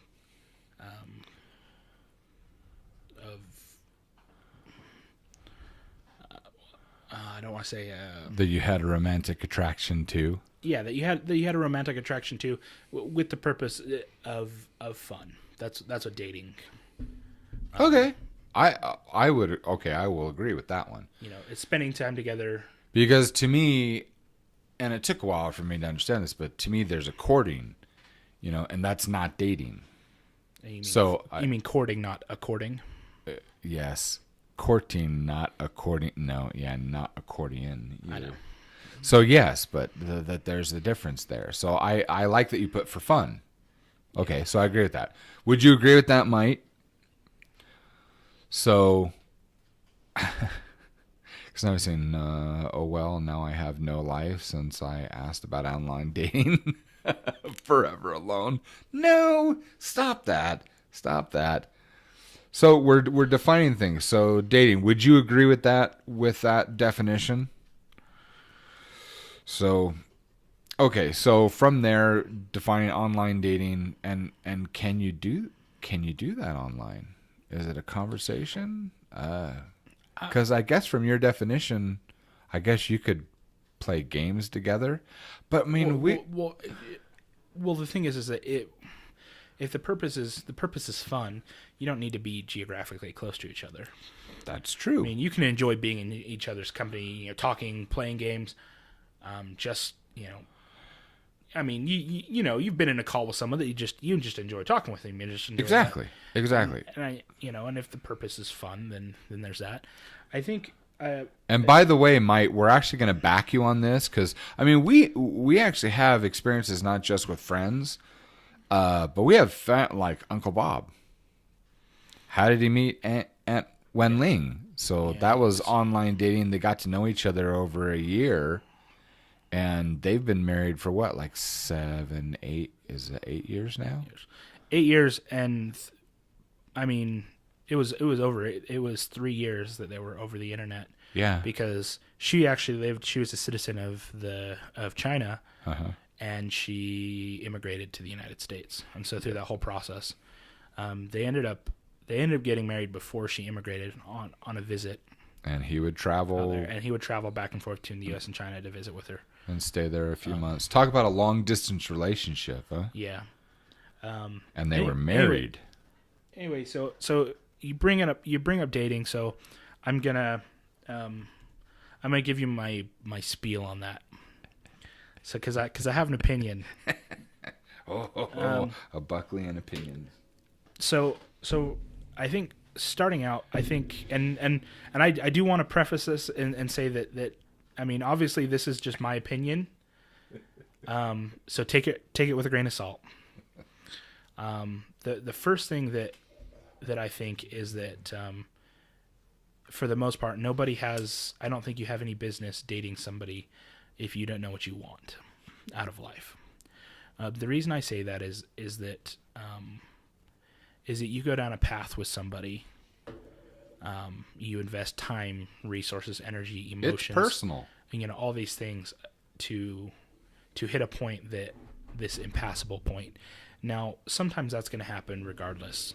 Sometimes things change, people change, but people fall for me all the time. A lot of the times, in my observation, they say we just wanted different things, and you talk to people. You said, "Well, why do you got?" Well, I really like this person. That's why my advice to I have a friend who, he just recently got divorced, and he said we wanted different things. I said, "You remember when before you got married, you asked, should I be doing this?" And I told you I didn't think so. I said, as your friend, I'm going to tell you the truth, and because I don't think that this is a good idea, because you like being around each other. But you have completely different interests. And I don't mean like, movies and books and stuff, but you have a direction you want to go in life. You want an experience out of life, and this other person wants something completely different, and in this case, he knew that he wanted a family, and she said, I would never ever have kids. That's actually a really common thing, that one wants to have kids or a family, and the other one's like, no. And the thing is and so my point what I told him is, I said, I feel like it's best to find out what you want, and then find someone that wants the same thing, and work with each other to kind of achieve those goals. And I know we talked about this a little bit last time. Yep. So the first thing I say on dating is that you have to figure out what you want, because the unfortunate part of situations like that is after you've invested years in another person, to go that way, it's not easy. It is often painful. It often hurts. There are so many other things involved, and so many moving parts. And I think that we'd be better off as a society, as individuals, if we kind of tried to decide what we wanted out of our lives before involving another person. Well, because part of the things, one of my favorite quotes from one of my old supervisors, when I was working at Quality Craft Woodworks, is he said, the person that I am now had to come at the expense of other people. Yeah. He said, the people that I had, the people that were hurt, the people that were offended, the people, and he was talking about his rise as supervisor. He said when he was put in a supervisor position over a department of individuals, he's probably over, right. And he had been and at the point he's talking to me, he'd been a supervisor for 17 years. And he said, I didn't know how to be a good supervisor. I didn't know how to mediate conflicts. I didn't know how to do this. He goes, so I had people that were hurt all the time because they're like, why won't you fight for me? And why won't you this? And he's like, and I didn't want to have conflict. And I didn't, because he was made supervisor at 17 years old. And he says, I just wanted to run from the conflict. He said, so what happened is, he goes, there are people that quit because they felt like, he goes, I wouldn't go to bat for them. And he says, so one of the hardest things that I have to live with now, and he would go to bat for anybody now, and the way he did stuff was just fantastic. But he said, the person that I am now came at the expense of other people. And I think so often as we're trying to find ourselves, as we're trying to find what we want, the byproduct is if we try to take someone along for the ride and we don't know where we're going, and we end up hurting them. Well, and the other thing is that the two things on that. Number one is well, both of these back your point. One is, you're going to have challenges. It doesn't matter if you're with the right person or not. And I think the right person that's a lot of that depends upon both your attitudes and, again, what you want. It's life's already going to be challenging no matter what happens. So you might as well have the person that actually wants to go along for the same ride to achieve the same things, to strengthen each other. The other thing is an example that backs exactly what you just said about at the expense of others is, and I've said this once before in stream, I don't think on the podcast, but when Cecily had brought, your older sister had brought the kids over, and we had a great time, and she's about ready to leave, and your baby brother Roman was throwing a tantrum, and I went over and I went, whoa, whoa, whoa, whoa, and I got down on my knees onto his level, and I said, son, I says, first of all, I says, you're going to use your words. I said, let Dad help you. I says, what's wrong? And we talked it through. I mean, he was instantly calm. He looks at me and he goes, and then he explained to me why he was upset. And I'm talking him through this. And so everything was off and, was taken care of and done. He gives me a kiss. He runs off. He's happy. And I'm walking to the door with Cecily, and she says, Dad, you didn't ever do that with us when we were little. And I give her a hug, and I said, well, sweetheart, I didn't know how to do that when you were little. So I'm a different person now. Exactly. And I think, I think as far as that goes, that I'm not talking about finding every finite thing or making a goal for your life and sticking to it. What I'm talking about is finding what makes you tick. The general core principles and exactly desires in your So life. I mean, to use myself for an example, there are two things that I love most in this world. They're my religion and they're my family. And I knew that one, I wanted to live my religion, and I wanted a family, and I wasn't willing to compromise those things. And you've proven that, for the record, time and again. So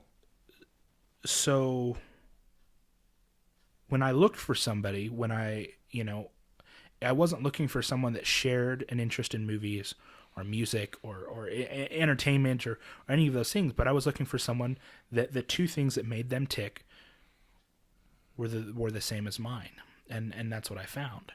When I got married, even when I got married to my wife, I couldn't tell you what her favorite movie was or a book or other things, because I feel that those things are relevant to a larger picture. We didn't like the same music. We don't. We didn't read the same books. She had seen 4 movies before I married her. Like 4. That's it, really.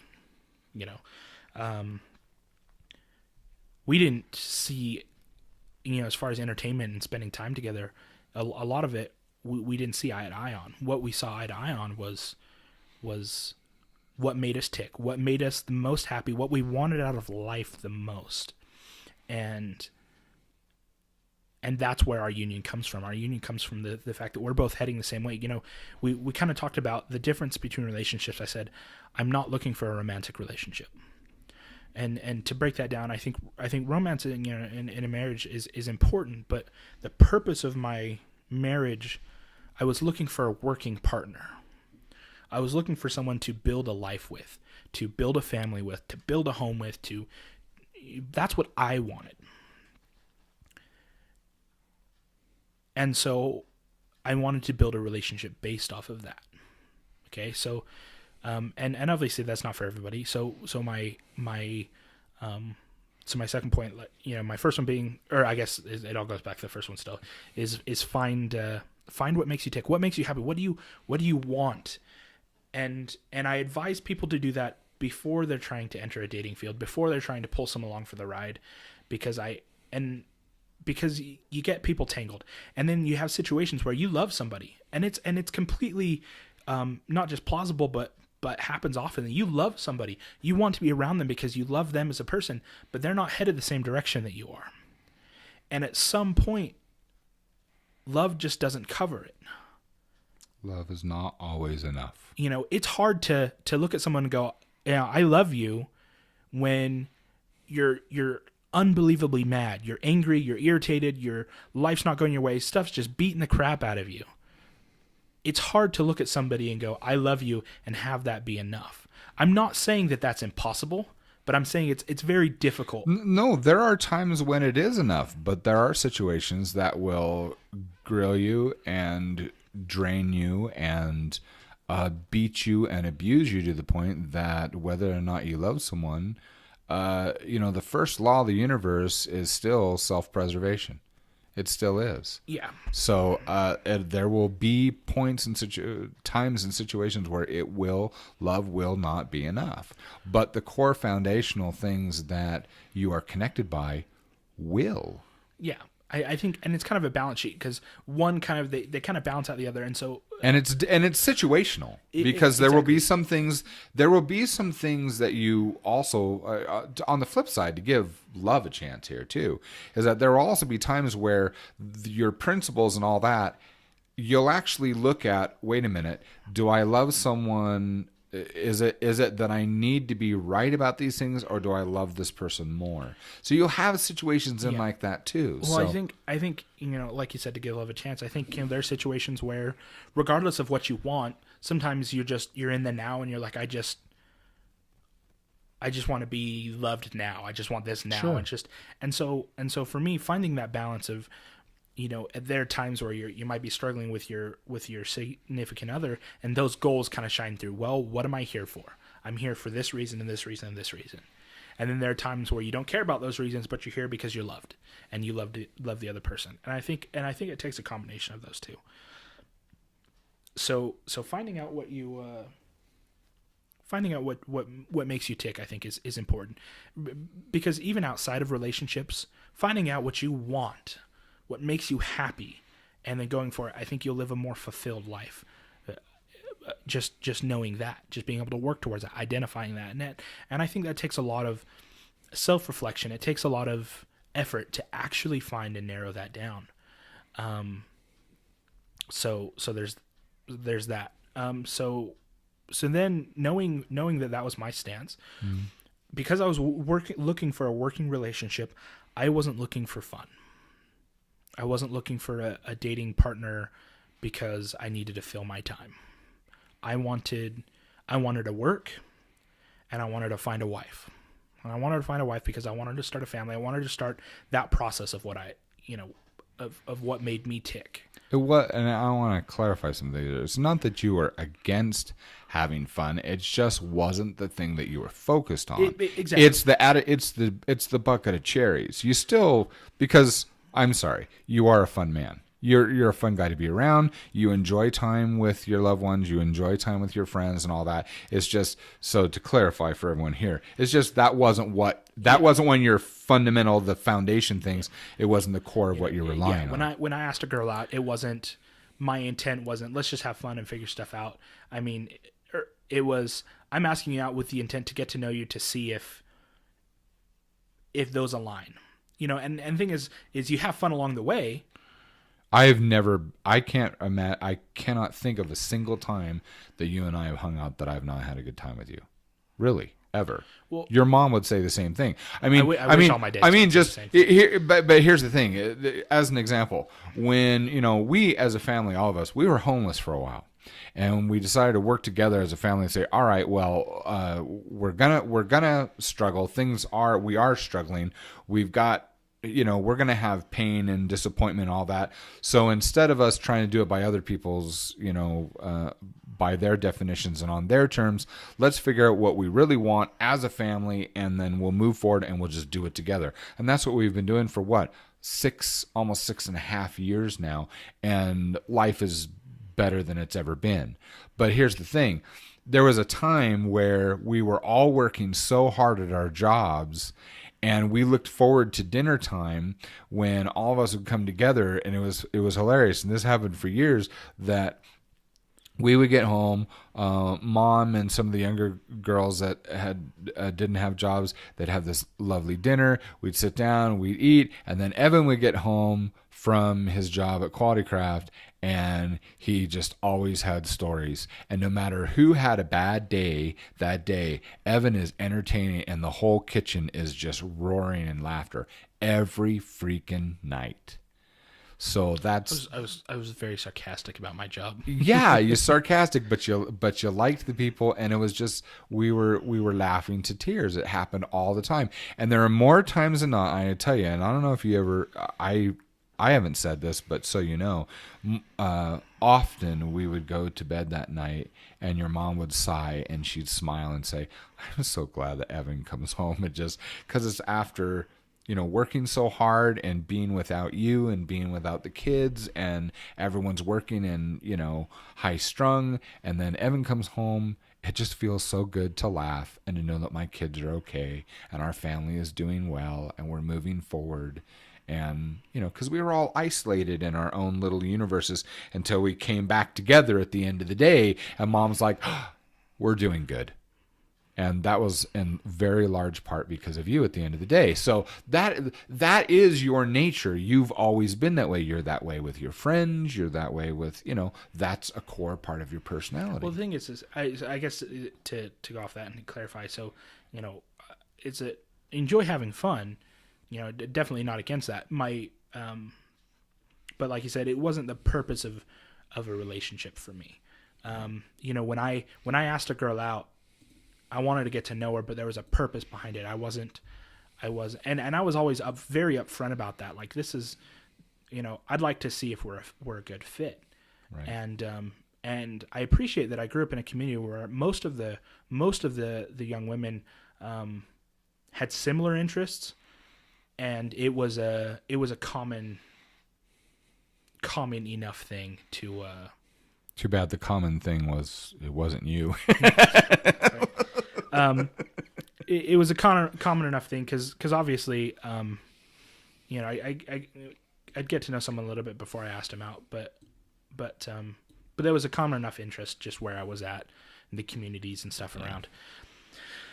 Most of the girls wanted to be homemakers, they wanted to be stay-at-home moms, stuff like that. So the community was, so I was kind of in line with the really community a little bit. Really sweet people.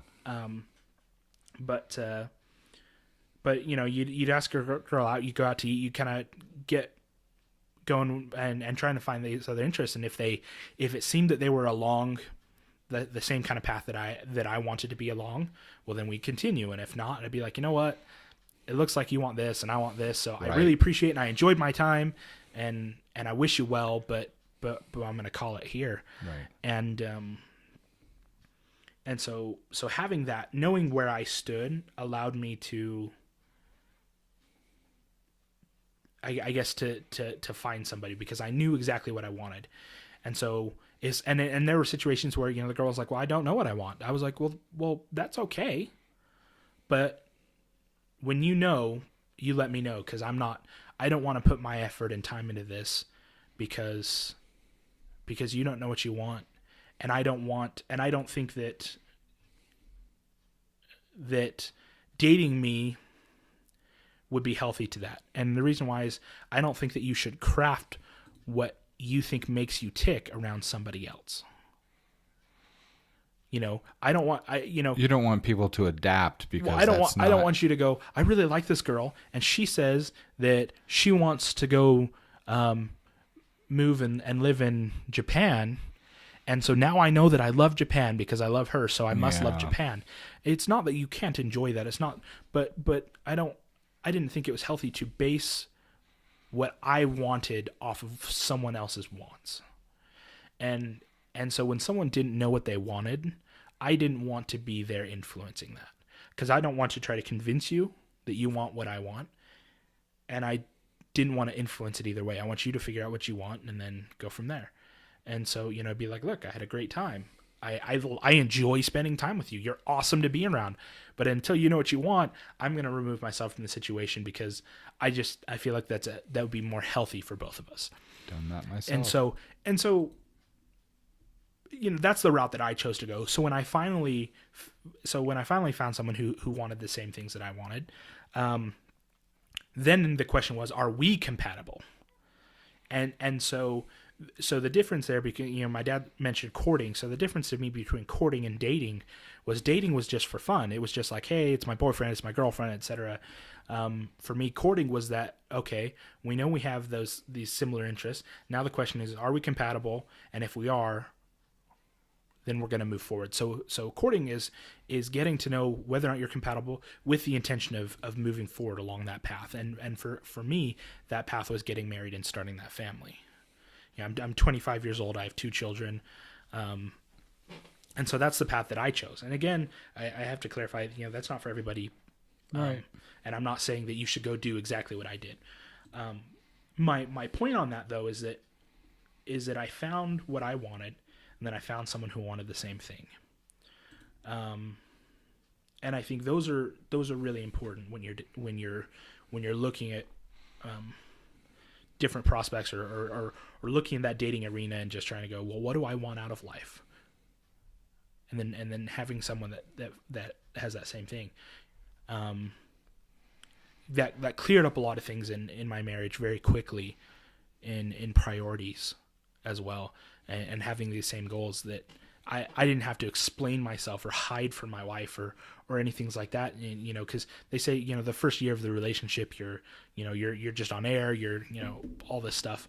But then, as you start to get on and real life kind of comes back. Hello, Insane. Hello, Sarah. Doesn't that sound come through twice for them? Maybe. That echoes in. I forgot that I had the volume up so high on that. It's been quiet. Anyway, and so, and I know a lot of people, the opinion that was often given. Okay, sounds fine. Okay. And I know a lot of individuals, and they're like, well, you need to date someone to understand who you are and what you want. And that's one way to go about it. I'm not going to say that it's completely wrong or that my way's the only way or things like that, because obviously it changes from person to person. The reason behind me doing this is because of the hardships that I've gone through and the hardships that I've seen people go through. Like I said before, it's just my opinion. And But at the same time, there are a lot of other ways to go about it. I think that for me, this was the healthiest way to do it. And the other thing too is that I didn't get attached to somebody that I had no business being attached to. And that's another point I want to bring up. Oftentimes, I know it's especially true of teenagers, and I'm just gonna say immature adults, is that you get attached to somebody, you start to create the idea of that somebody in your head, and then you fall in love with the idea that you created of someone else. And so then what happens is you've been attached to this idea that you've created, that you've put yourself in, and you're trying to put other people into that mold, or this person into that mold. That is dangerous. And the thing is that I think it's wrong. The goal being a healthy relationship, I think that is a unhealthy way to do that. Like the example I have, you're sitting in class and you've got this pretty girl over there, and you're just looking and you're like, she is just this gorgeous girl. And you start to think, well, if we dated, I'd do this, and she's probably like this, and you go on, and months go by, and you've never actually talked to her, but here in your head, you've constructed this relationship, and then you're attached to it, and you're attached to this person. Then she goes out with another guy, and you're feeling hurt and upset, and how could she do that? And it's kind of like, well, I wanted. We had this arrangement. And and the thing is, it's funny to joke about it, but it happens so often. I have a doll that looks like you at home. That's something else. Anyway, and I think that there are healthy ways to go about it, and there are unhealthy ways to go about it. So you could transform that whole situation and just do what I did. So I see your mom, and that was definitely like, oh my goodness. Of course, I think she said hi first. Of course, there's like 500 and something people in the room, and she speaks out and says hi, and I'm like, hello there. Not quite like that, but I was just like, oh my goodness. And when I sat down, this is in church, and I sit down and I write on the program, that Sunday program, on the back, I said, Mom, did you see that girl back there? I think I'll stay a while. Because I hadn't been active in church or anything for a while. Because, at my age, people were either on a mission for the church or they were in college, and I was neither. So every ward, church area that I had been to, that I lived in, the oldest girl that you could date, I'm 20, and the oldest girl you could date was like 14. And then, Papa and Nana, the oldest girl you couldn't date? Okay, good point. Onwards. But the thing is that there wasn't anyone to date. And so then we move into this war, and there was like 5 or 6 girls that were 18 or older, and I was like, whoa. And anyway, it was hilarious. So what blew me away is that 5 years after we were married, I'm looking through the scrapbook that your mom had made of us meeting and, us getting to know each other and engagement and marriage and all that. And what I didn't know is that my mom had saved that piece of paper and had given that to your mom, and it's in the scrapbook. And I didn't learn that until years after we were married. And I was like, wow, that's some pretty cool history, some cool story. But it's funny because right afterwards, I don't know, I had a way, I if you took what I did with Kathy Lynn, my daughters on the way home the other day said, so Dad, how would you react, or how would you act if someone acted towards one of us the way that you acted towards Mom? I really should have kept my mouth shut and thought longer on that answer. I really should have shut my mouth and thought, because the first thing was like, he's going to the hospital. And Mom's like, this is not going. And your sisters are like, but why? And I'm thinking, because we've had a lot of comical talks over the years of how I behave. When I met your mom, I knew from head to toe balls to the bone. I knew this was the right one. I'd never had that experience before. I just knew. And the funny thing is within a few days, I knew that your mom knew that too. And we didn't know each other. We didn't know each other at all. I just knew. And I pursued that. I didn't question it. I just pursued that. And if you could really define how I acted, I was a freaking stalker, I think. We joke about that at home. But I mean, other than, if I was respectful to her parents and to everyone. Of course, she got me in trouble. I meet your grandfather first time. He yells at me and says, "Get out of his house." Why? Because Mom forgot to tell me a guy is not allowed in the house without one of her parents there. Yeah, it just kind of slipped her mind. So anyway. Well, I was going to say, to round out my point and to kind of add on that. So the reason that I approach it from this aspect is that I feel that it's healthy. But I like to look at the things as so you ask out a girl, and I'm looking at this young woman, and I can think at some point in time, I hope she's going to enter into a relationship that's going to last the rest of her life with me or somebody or anything. And I don't want to do anything that would damage her or prevent her from doing that. That's a good. And so the thing is when you're. Because when I got married, and my wife Marilyn, the few individuals she dated, she was engaged before she met me. There were things that were hurt, that had not been done well, and I don't ever want to be the cause of that. And on top of that, I want to be able to and I know this sounds terrible because they're not mine to give, but be able to say to this future individual that this girl's going to hopefully spend her life with, to say, I have kept her intact.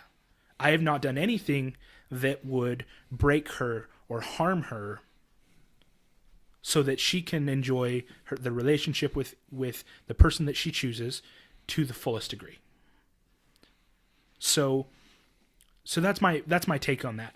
And so I always wanted to act in a manner that would leave them whole.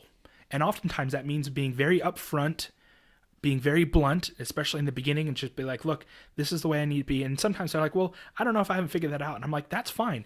If you haven't figured it out, that's great. But I don't want to drag you along or put you in a place where you feel forced or hurt or any of that, because I want you to be the best you when you decide to spend time with whoever you're going to spend time with. And I think that's important, because you're looking at somebody, and this is somebody's significant other. And you want them to be able to be the best them in every future relationship. And I think if you're not thinking that, if you're thinking that it's about you, or that you're not willing to look at someone and want the best for them, I don't think you're mature enough for a relationship. I don't. And so, and the problem is that it's hard to keep track of that in the midst of things, and once you're in a relationship and stuff like that. So my approach to dating was very cautious. And I wanted to make sure that I didn't do that. So there's my take on it. I don't know if that was even close to what you were even talking about at all, Mike. I wanted to give you my opinion on that, because I think at dating it's a fun part of life. It's a good part of life. It's just so many individuals, they do so many things, and people get hurt in the process. Mm-hmm. And I think if you're a little bit more careful, a little bit more upfront, and guess what? When you're upfront, confidence kind of comes with that, and confidence is attractive. More than any other attribute, confidence is attractive. When someone knows who they are, they know what they want, and they're willing to stand up, those are good traits. It doesn't mean that you're a bully. It doesn't mean that you're a tyrant, because those are terrible things. But knowing what you want and being confident in those things allows you to be kind. It allows you to be warm and welcoming, and and at the same time, I have to say, when you know what you want, you need to make sure that you don't believe what you want is better than what someone else wants, because that's where your confidence turns to arrogance, it gets messy in its own, because I might want, like I said, I want the family. I love my religion. I love my family. I wanted children. If someone doesn't want those things, that's 100% valid. Yeah. And it has nothing to do with me. Yeah. And so, you know, this one That's girl a that I happened to go out with, and she says, well, you know what? I don't want religion. And I'm like, that's fine. You have every right to make that choice. I can support you in that choice, but this isn't going to work out. And she goes, well, I can appreciate that. And I can say, thank you. I wish you well on your way. I'm happy for you. Go after what you want. But this is what I want. And and you're okay, and I had to be okay with that. And I think as long as you kind of follow those parameters, I think the dating game tends to go, or hopefully will go a little bit better than perhaps other. You'll methods. still have rocky times no matter what you do, but that will definitely, I think if you follow that advice, you're probably a good 80 to 90% along the way. Your foundation's going to be good, and so you can fix things, you can build upon things, and not only that, but if you know what you want and you have that set and that understanding in your mind, it's a natural filtering process, which is good. And also, there's nothing wrong with just having the fun along the way, because you and I are we're long-term thinkers. Our goals, you know, like you're saying, I want to get married, I want to have kids, I want to have family, and you know, anyone who knows me at all, interacts with me, knows kids and family. That's I don't know anything else. I don't want anything else other than that type that involves that as a center part of my life. And so you know, your mom was the perfect person. Yeah. Well, she is the perfect person. Yeah. So. And so as long as they're on the same page, you know, if they're, you know, maybe you don't want, maybe you just want to have fun, then find someone that wants to have fun. And let me tell you, there's some advantages to that too, because and I've had this experience as well. Sometimes it's funny, there's a phrase with parents, and you haven't experienced this yet, but sometimes there are a phrase with parents, and it's usually towards the guys. But when your son is acting like a twit or a turd, it's usually your parents will say, usually to each other, and preferably not in front of the son, of just saying, well, it just needs to meet the right girl, because something happens with us. See, you're not the norm. I was not the norm. I've never been normal. We had focus and goals to begin with before we met our spouses. You know, when I met your mom before we got married, we had some serious talks. I let your mom know, look, this is my relationship with my family. These are my goals. These are my dreams and all this. And I said, look, this is who I am. This is who I've always been, who I intend to be. So if this is not what you want, then we need exactly what you're saying. Then we need to not go forward, because up to that point, I thought that she wanted these things. And I said, or if you think that if we get married and 6 months down the line that you think you're going to change me, it's not going to happen. So please. And it's funny, because in one aspect of our marriage, she did 6 months down the line try to change and tweak me, and she gave up after a year because it ain't going to happen. Yeah. So I think I was, and that was one thing, you know, when I was dating, I was really upfront about this. I said, this is what I want. And I'm not willing to compromise these things. Right. But what I'm saying is that there's another advantage to this too, is that sometimes you don't actually know what you want, and I don't want to say mixing or intermingling with, but getting to know and spending time with someone can sometimes unlock, and you come to these realizations going, wait, I really do want those things. It might not be with this person, but you might go, wow, that's a really good. I mean, we all learn and grow with one another in one way or another, even if we learn, you know, that's definitely what I don't want to do. Yeah. And so, well, what I guess my main reason was, for example, like if you just want to have fun, if you're not sure, if you just want to have fun, but you meet someone that say wants to get married and have kids, the problem is if they might think they can change you, but if you know, they might string along because they're hopeful, and in the end, it might turn fairly bad for that individual. If that's what they really wanted, and they're like, I can change you, I can do this. If it's things like that and you still want to be around that individual, I would recommend group stuff. Just group stuff. Well, anyway, yeah. So the thing is that it oftentimes, and like I said, there's exceptions to everything, but oftentimes that individual is kind of strung along a little bit. Yeah. And that can be kind of painful. We've all been in those kind of situations where a relationship maybe left you unsatisfied. You were a little bit upset. You didn't like how things went or how they ended, or maybe you felt strung along. And you're like, I thought we were here. Why didn't you say something? That seems to be a common phrase. My philosophy around doing it this way is to avoid a lot of those situations. And the other thing I want to point out is that I think it takes a lot more effort. It takes a lot more conscious action and conscious decisions to go that route. I'm quite happy that I did. I'm quite happy with how it turned out. And I can look at my children and say, you can act this way. You can go about it the way that I did, and I can be confident with that, because that's the way that I hope someone will treat my children, will treat my daughters, will treat my sons. I like that view, because I love my children, and the idea of their hearts being broken or them being strung along in some of those situations, it breaks my heart. It hurts me, and so I wanted to do for my wife what I hope others would do for my children. I don't want my sons to ever be in a relationship where someone's stringing them along and they're just like, I just love this woman. I just want her, or for my girls to be like, I love this man. I wish he'd do this or. Okay. So I want to take that view, because that is such a really, really good view. And I want to give you an example of how that will be a blessing to you as a dad.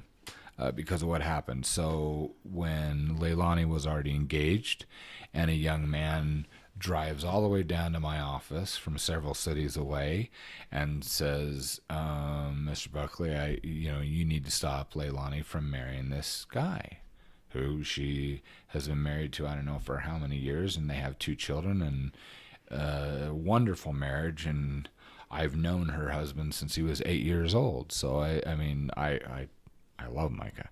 And but this young man came in and he took the position, and if you could, it was just he and I, so no one else was there, but if you could have felt the intensity and hear the words and watch his body language, and he just like burst into my office and says, you need to stop. It was a command, not a request. You need to stop Leilani from marrying him. And I looked at him and I said, and why is that? He says, because she's supposed to marry me. Now, here's the funny thing. You know me, and I have a lot of triggers, especially when it comes to bullies or anyway. I think it's a Buckley thing sometimes.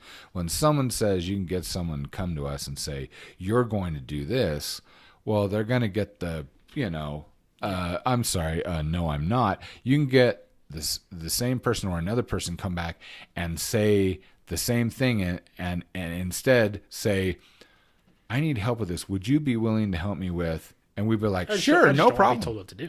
Yeah, exactly. Don't tell me, give me a choice. You try to take away my choice. No, you got to fight.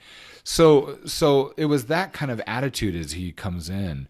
And yet the points that you were making before about, I want to make sure, I don't want my children to be hurt. I don't want something happen. And I'd never experienced this before, ever.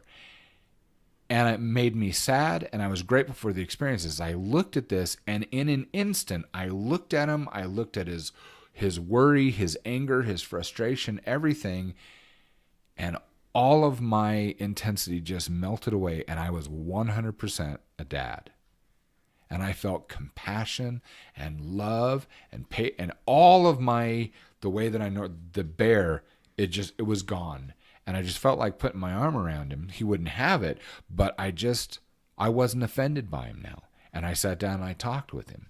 And I explained to him why it wasn't going to happen.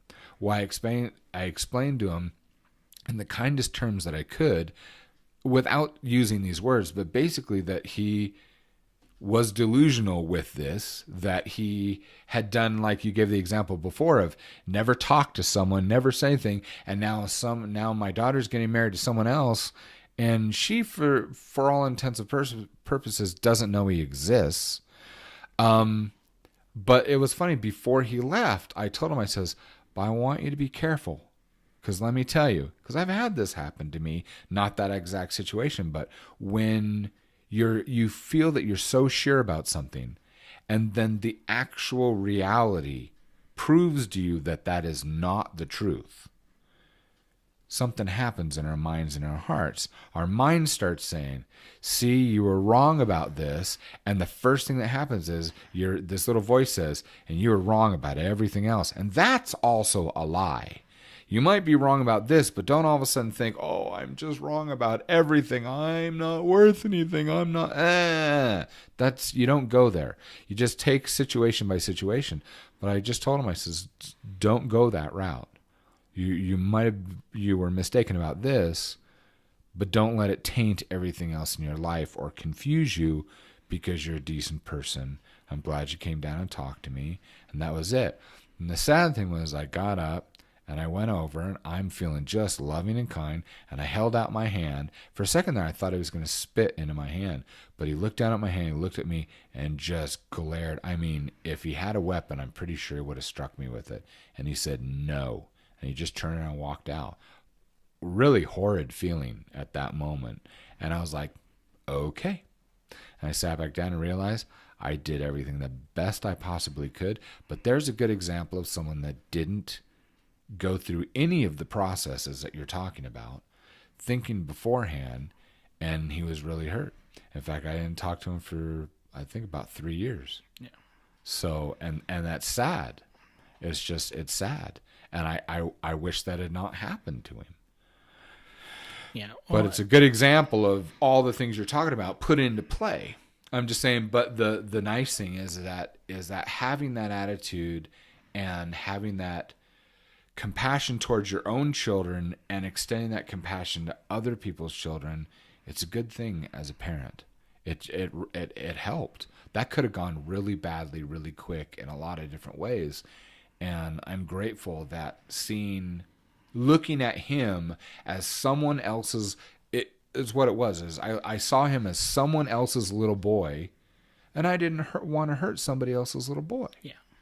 Well, I think, that's exactly my point. When you look at somebody else and have compassion on them and whatever it is that they're going through or they are, and just want the best for them, And so looking at, like I said, I didn't want to have feelings for something that I ought not to have, that I had no right having. Having feelings for someone that I have no right to have feelings for. I think it's that same thing as I want to deliver this person whole to whoever they decide to be with, and for me to attach myself to somebody, I think is error on my part. So I would agree. So overall, that's my opinion on dating. That's my opinion on why I go about it in that direction. So we finished, and Maida's left for dinner. Yes. Long story short, too late. Okay. It's funny you mentioned philosophical conversation with my dad. It's like the conversations that I have.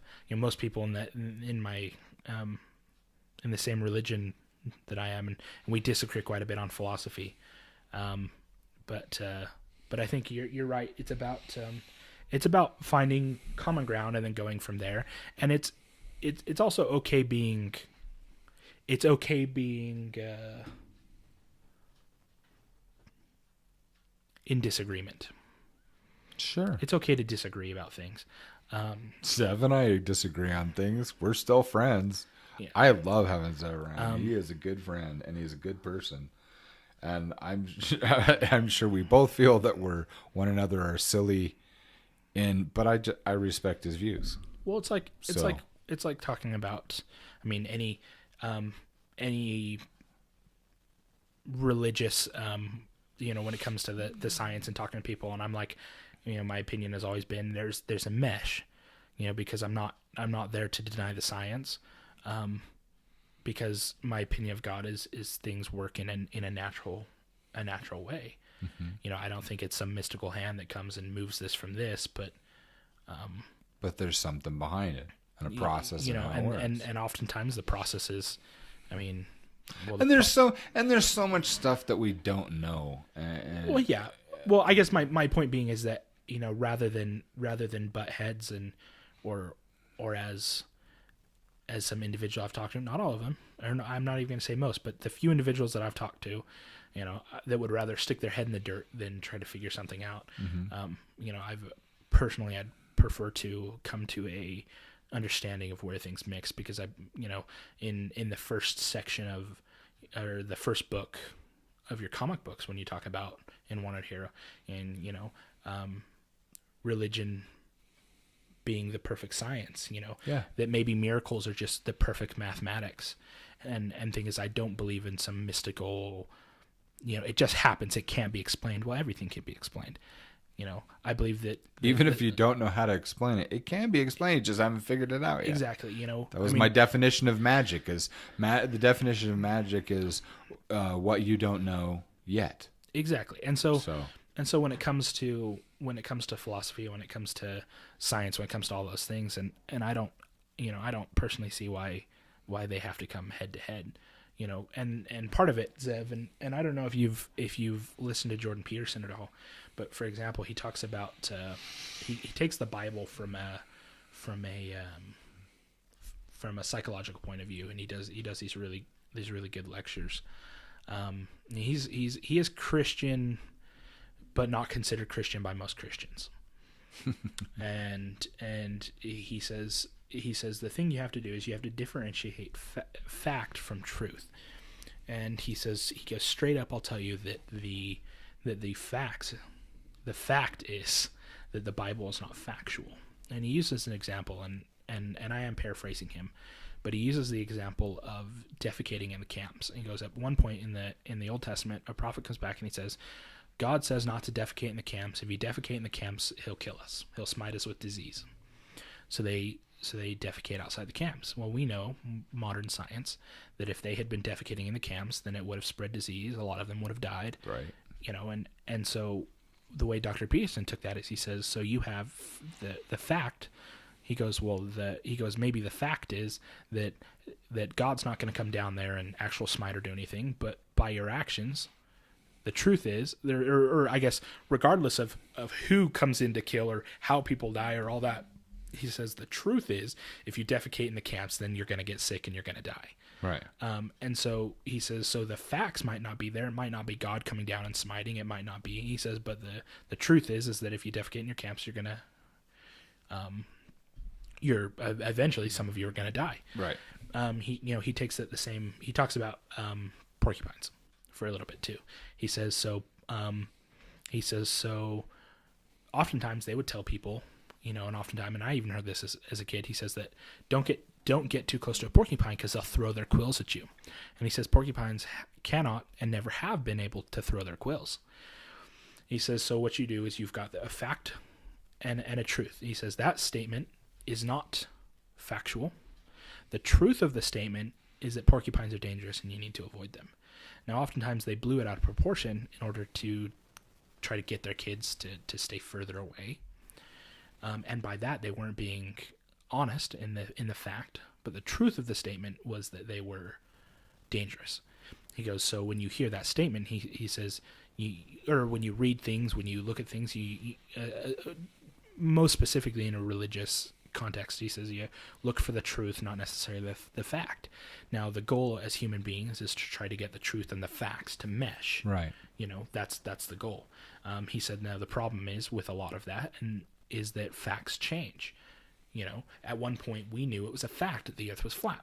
That was considered fact. Mm-hmm. You know, that the sun revolved around us. That was a fact. You know, and he said, so facts kind of, they change as we, as we learn more, and then we kind of adjust the truths to the facts kind of from there. I would highly recommend, Zev, I'd highly recommend, Jordan Peterson. I mean, for a host of reasons, but specifically when he talks about philosophy. So he taught at Harvard for 8 years. He's currently a professor at the University of Toronto. and he teaches psychology. And like I said, he is Christian, but not considered Christian, because what he said is, I refuse to give ground on the metaphysical. He says, I refuse to say that God is not a science. I refuse to say that God is not mathematical. I refuse to say, and then the way he takes a lot of the things, like in the Bible, for example, is he said, these are just stories. These aren't factual. They're stories. So what's the purpose of the story, and where does it mesh with fact? It's a very interesting take on it. And so his idea is to dissect and find the truths, and let them be truth, and not try to take something that was meant to be truthful and try to mash it to fact, and vice versa.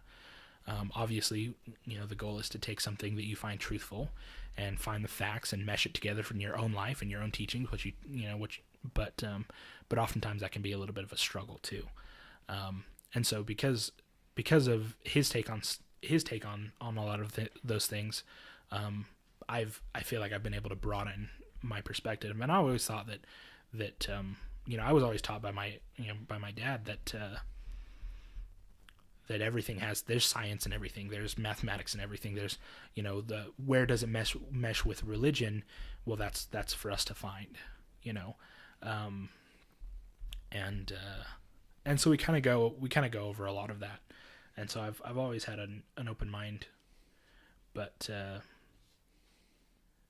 like you said, when talking philosophies with somebody, it's my goal isn't to be right. My goal is to understand. And I think when you have that base, so the first thing you have to do is you have to find common ground. At the same time, I would say at the same time, we're not exactly considered Christian either. No. By most Christians, so yeah. So it's That's kind okay. It's gonna. We love them. Christian's such a broad term now. There's so many different beliefs and things. And who's the father in Duck Dynasty? What's his name? Do you know? I don't.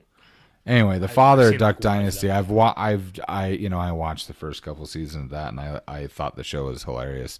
And then you watch all the stuff because of their faith, and that he loses the show or got booted off the show. I don't know. I don't even know if it's still on.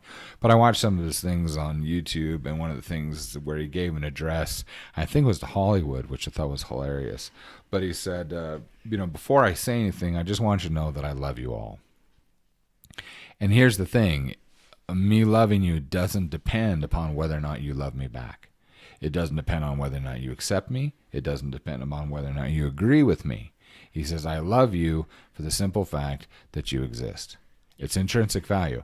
And that's, the older I get, the more and more that's how I'm feeling towards everyone. Even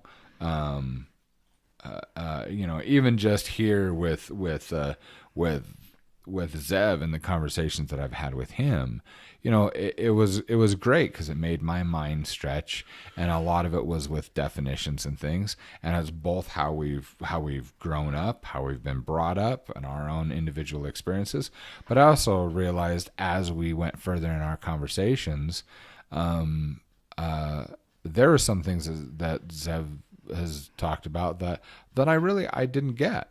And that's okay. I just realized what was the most important thing was my friendship with him. And so, some of these points weren't as important to me as he was.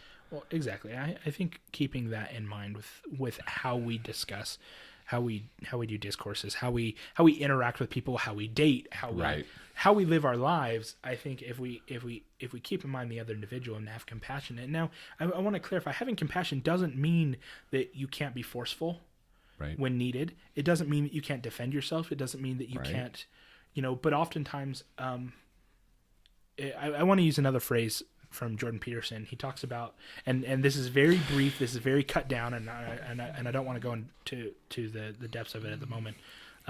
But he says, he uses the example of those that have their swords but keep them sheathed. And the point behind that is that you can use the least amount of force necessary He talked about in a few interviews he could go off the rails. He could shut someone down. He could, all these other things. And he says, but if I just stay that little bit ahead, explain my point, let it go, he says, then I don't create a hostile environment. I don't harm the other individual. And in the end, I can still walk away with my head held high. Yeah. And that's perfect. And so the idea is that you might be able to unpack, or you have the opportunity, the chance, and the ability to attack somebody, and you choose not to. I'm specific in the word attack, because there are times, if I had a different opinion than you, Zev, and I could attack you. I could be verbally abusive. I could go after you. I could do all manner of things that are unkind, but what good would that do me? That would do nothing. That would do you no good. And so it's kind of like, obviously we have the ability to be unkind to each other, but we choose not to. We have the ability to be more violent, to be more unkind, and we choose not to. And that's just the big point, is choosing to be choosing to be softer, and choosing to be kinder, and choosing to be to look for the other person's interest, because that does no good for anyone otherwise. I really like what Zev put here. He says, I often tend to find that a person's philosophy is based on the way they tend to deal with hardships. And as such, our philosophy tend to change over time and also deeply differ from person to person, because we learn how to deal with our surroundings differently. I think that's a brilliant point. Really do. It's the way we learn to cope with how the world works. I would tend to agree with that. Yeah. So it's like we don't see the world as it is. We see the world as we are. Yeah. So. Well, anyway, so as long as I agree, the thing is that you mentioned there, the last thing, of course, as long as your views do not detract from another's self-worth. So there, if I understand that correctly, there are two things I want to mention on that. The first one is that I think you're right to a degree. And that's, I don't get to choose where someone else's self-worth comes from. And if someone puts their self-worth in something that is easily breakable, then that has nothing to do with me. And what I want to point out is, when I was working at a cabinet manufacturing shop, and I was called in by management at one point, and I sat down with the floor supervisor, the foreman. So I sat down with the foreman, and I sat down with the CFO of the company, and they asked me what's wrong, and I was like, I don't know what you're talking about. And they said, you have a bad attitude, and you've had a bad attitude for a little while. Something must be going on. We're worried about you. And it was about, I had a conflict about, I wanted to earn a raise, and I felt like the path to earning a raise was really muddled. And in the end, what the CFO asked me, he said, where are you drawing your value from? And it took me a little while, and we were pretty close. So they were asking a lot of things. There was a personal thing, because I knew him outside of work and in work and stuff. There, we were close. So it wasn't strictly just a business relationship, but he said, if you're drawing your value from what we think of you, then you're never going to be happy.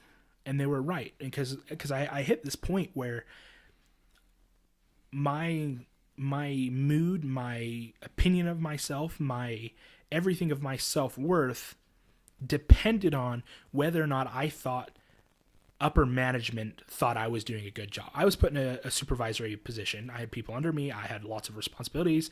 And when I failed in those responsibilities, and management needed to come and say, hey, you failed in this is what we need done. And it's not that they ever did it unkindly, but I took that really, really hard. And it was to the point where it was detrimental to me to a large degree. And it's because I pulled my value from what they thought of me. And that made me fragile. They're not responsible for that, My wife wasn't responsible for that. My family, my coworkers, no one else but me. And they had to, and so when they came down on me, that attacked my self-value, my self-worth, because I viewed my self-worth from what I thought they thought of me. And that's my fault. Because I was in a supervisor position, they needed to be able to come to me and say, this is good, this is bad. We need you to change what you're doing, or keep doing what you're doing. They need to be able to do that. And if that attacked my self-worth because I put my self-worth in what they thought of me, that's on me. And so intent here plays a part, because their intent wasn't to attack my self-worth, but it was to talk to me about the position that I held because it was under their jurisdiction. And so their point wasn't to attack my self-worth. And when they realized that it was hitting my self-worth, that's when they pulled me and said, we're likely going to remove you from this position if you're basing your self-worth on what we think of you, because it's detrimental to you, and now it's detrimental to our business. And it's kind of a sticky situation. I'm going to read your comment here.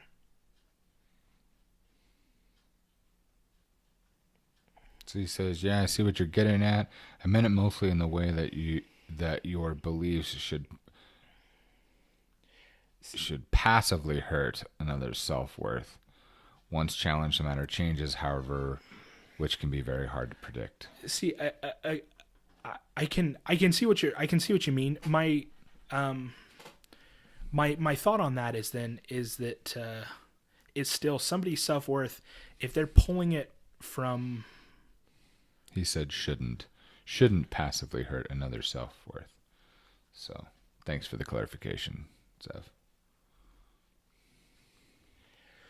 I agree with you that they shouldn't, but for me, it all comes down to where someone draws their self-worth. And that's something that I don't have control over. My intent should never be to damage someone's self-worth. I can agree with that 100%. And the thing is if my beliefs would damage someone's self-worth, that I knew or I was aware of that, then it's very likely that we would try to avoid being in spaces where that would be a conflict, because I don't want to hurt them. The thing is, if my beliefs would hurt somebody like that, then it's likely that we wouldn't be around each other. And I'm going to say something really broad, and it's going to open me up for a lot of stuff, but I think, and hopefully I can clarify it a little bit better. And it's that, if my beliefs are damaging your self-worth, then you don't understand what I believe. And I know you're not attacking me, and you're not saying that they do. You're using hypotheticals. My point in this is that my goal is to love people. And let me take it from another point of view. If someone else's beliefs maybe try, we're going at my worth or something like that. Okay.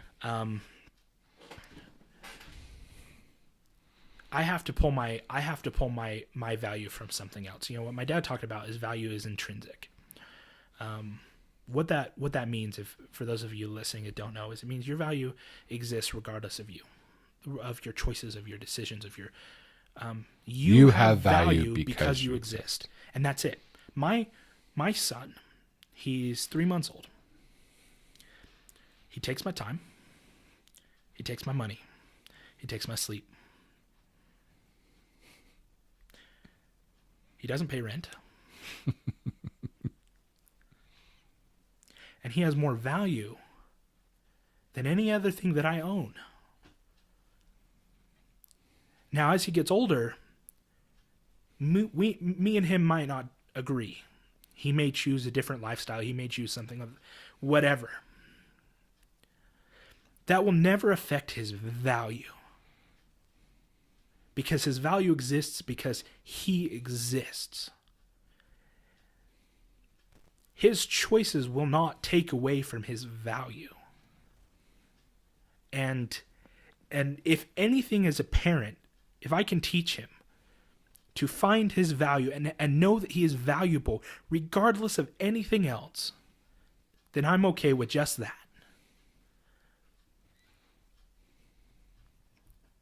So as far as someone else's beliefs, as far as things, because that's my belief, my goal is, and I want to teach people, I want to kind of extend that thought process to people, because my value cannot be hurt by someone else's belief, their thoughts, their opinions, anything, because my value is because I exist. And nobody can challenge that. Nobody can take that away from me. And so I have a hard time not offending or hurting someone's sense of value because I don't know how I could survive in this world if I pulled value from anything but that. Because everything else that I would put value into is too fragile. People are too fragile. Ideas are too fragile.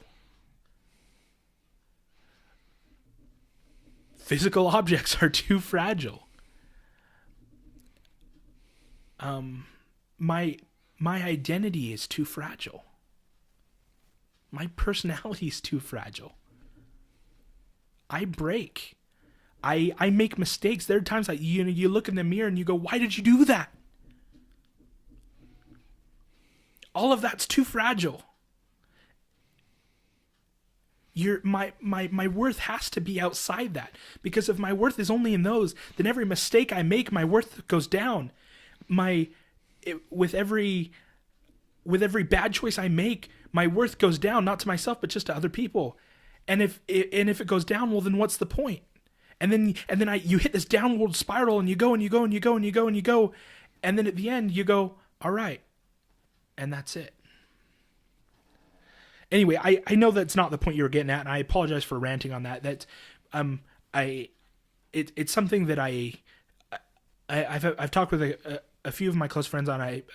About 6 months ago, a member of our role-playing group committed suicide, and so the subject of value is a personal one for me. So I apologize for coming off. I know I really kind of got into that,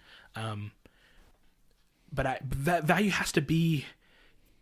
It can't be attached to something that's fragile. And because everything like that is breakable. I agree with you. And that's my opinion, like I said. But I don't mean to attack, and I don't ever want to attack someone's sense of value, but I will say that if anyone has their sense of value put into something that's fragile, I'd recommend you get that sorted out, because so many things are fragile. I'm gonna read the comments.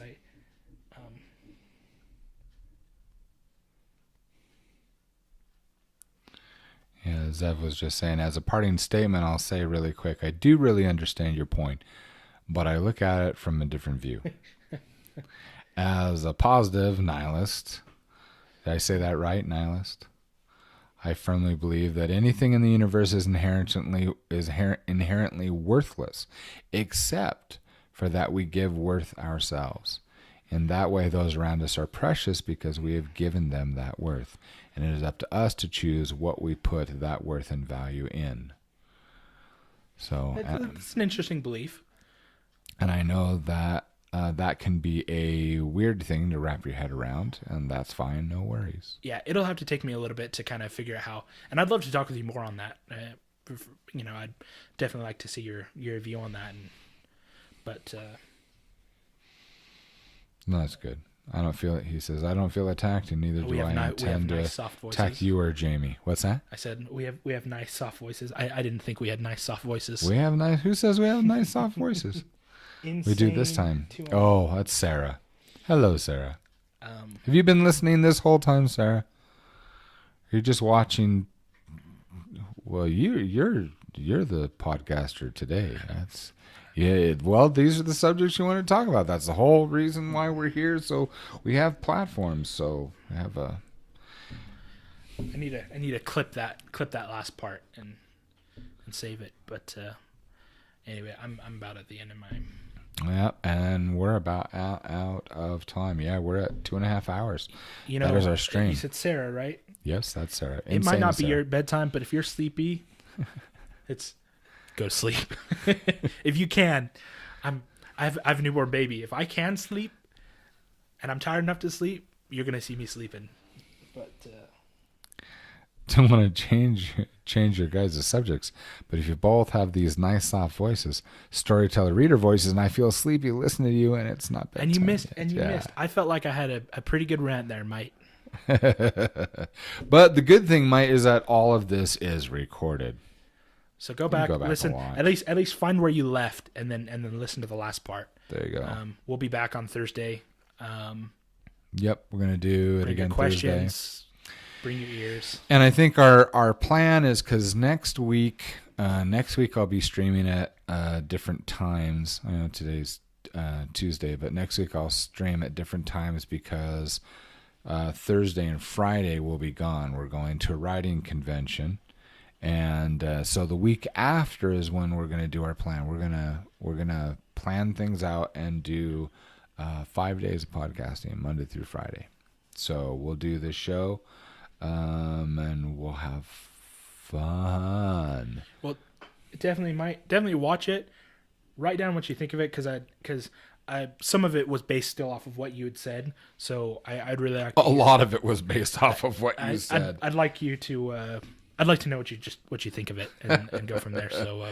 And since this is recorded and we do put this up on our Patreon page, just want to say thank you to all of our patrons who support us and enable us to be able to support us on Twitch too. Yes, of course. And we do this live so we can interact with everybody on Twitch, and then to be able to put this. And we do our regular weekly audio podcast, straight podcasts, are exclusively on our Patreon page. But we do want to thank all of you for supporting us and encouraging us and giving us the opportunity to not only make this show, but to write books, to create games. And I'm pretty excited. I keep thinking about the conference next week, because it's going to cover writing, it's going to cover art, it's going to cover game creation, board games, video games, all that. And I've been looking forward to this for a long time. So if you enjoyed it, even if you're not active and you enjoyed it, tell people about it. Yeah, we're just talking, and I don't know. I'd love to share some of this stuff with people. I mean, the opportunity to be able to share and to give my thoughts and give my opinions and be able to have a civil discourse with people it's important to me, and I definitely appreciate doing it. And it's about life. When we've got a brilliantly yours is right there, a brilliantly crazy family. And as you guys can tell, we're a pretty good father-son team. We love each other, and we're good friends, and we're business partners, work together and do this. And Wolfie, I have a question for you, since you are also one of my Twitch channel moderators. Maybe you can help me, give me advice or something, you and Zev. So a week from, well, I've got the dates, but in a week and a half, when we do the full week of the talk show, I'd like to promote and let everyone know, and get the. If you guys post anywhere you want to, if you guys, I'd love to have a large crowd and get some conversations going. Yeah. And we're going to theme, Evan, you had a good idea. He wants to theme. I want to theme each day that we're doing the podcast. Yeah, so we're going to think this through and have some fun. And I'm pretty sure we're going to have some pretty cool ideas after coming home from the convention as well. So, I was going to say, also, one of the days when we do those 5 days, I'd like to have a couple of you guys on to talk in Discord on the stream. If any of you guys are willing, let us know on Discord. I'm kind of putting some of the stuff together. So if you would like to participate and jump into Discord and kind of talk, we'd love to have you. Just put put your information in Discord. Let us know that you're interested, and put it under Jamie's stream in the text. Yeah, and that'll work. And I'll try to get back to you as I kind of put together this list and the schedule. So that is our stream for today. Again, thank all of you for showing up, and we look forward to talking with all of you Thursday. Yep. And so we will see you then. Bye.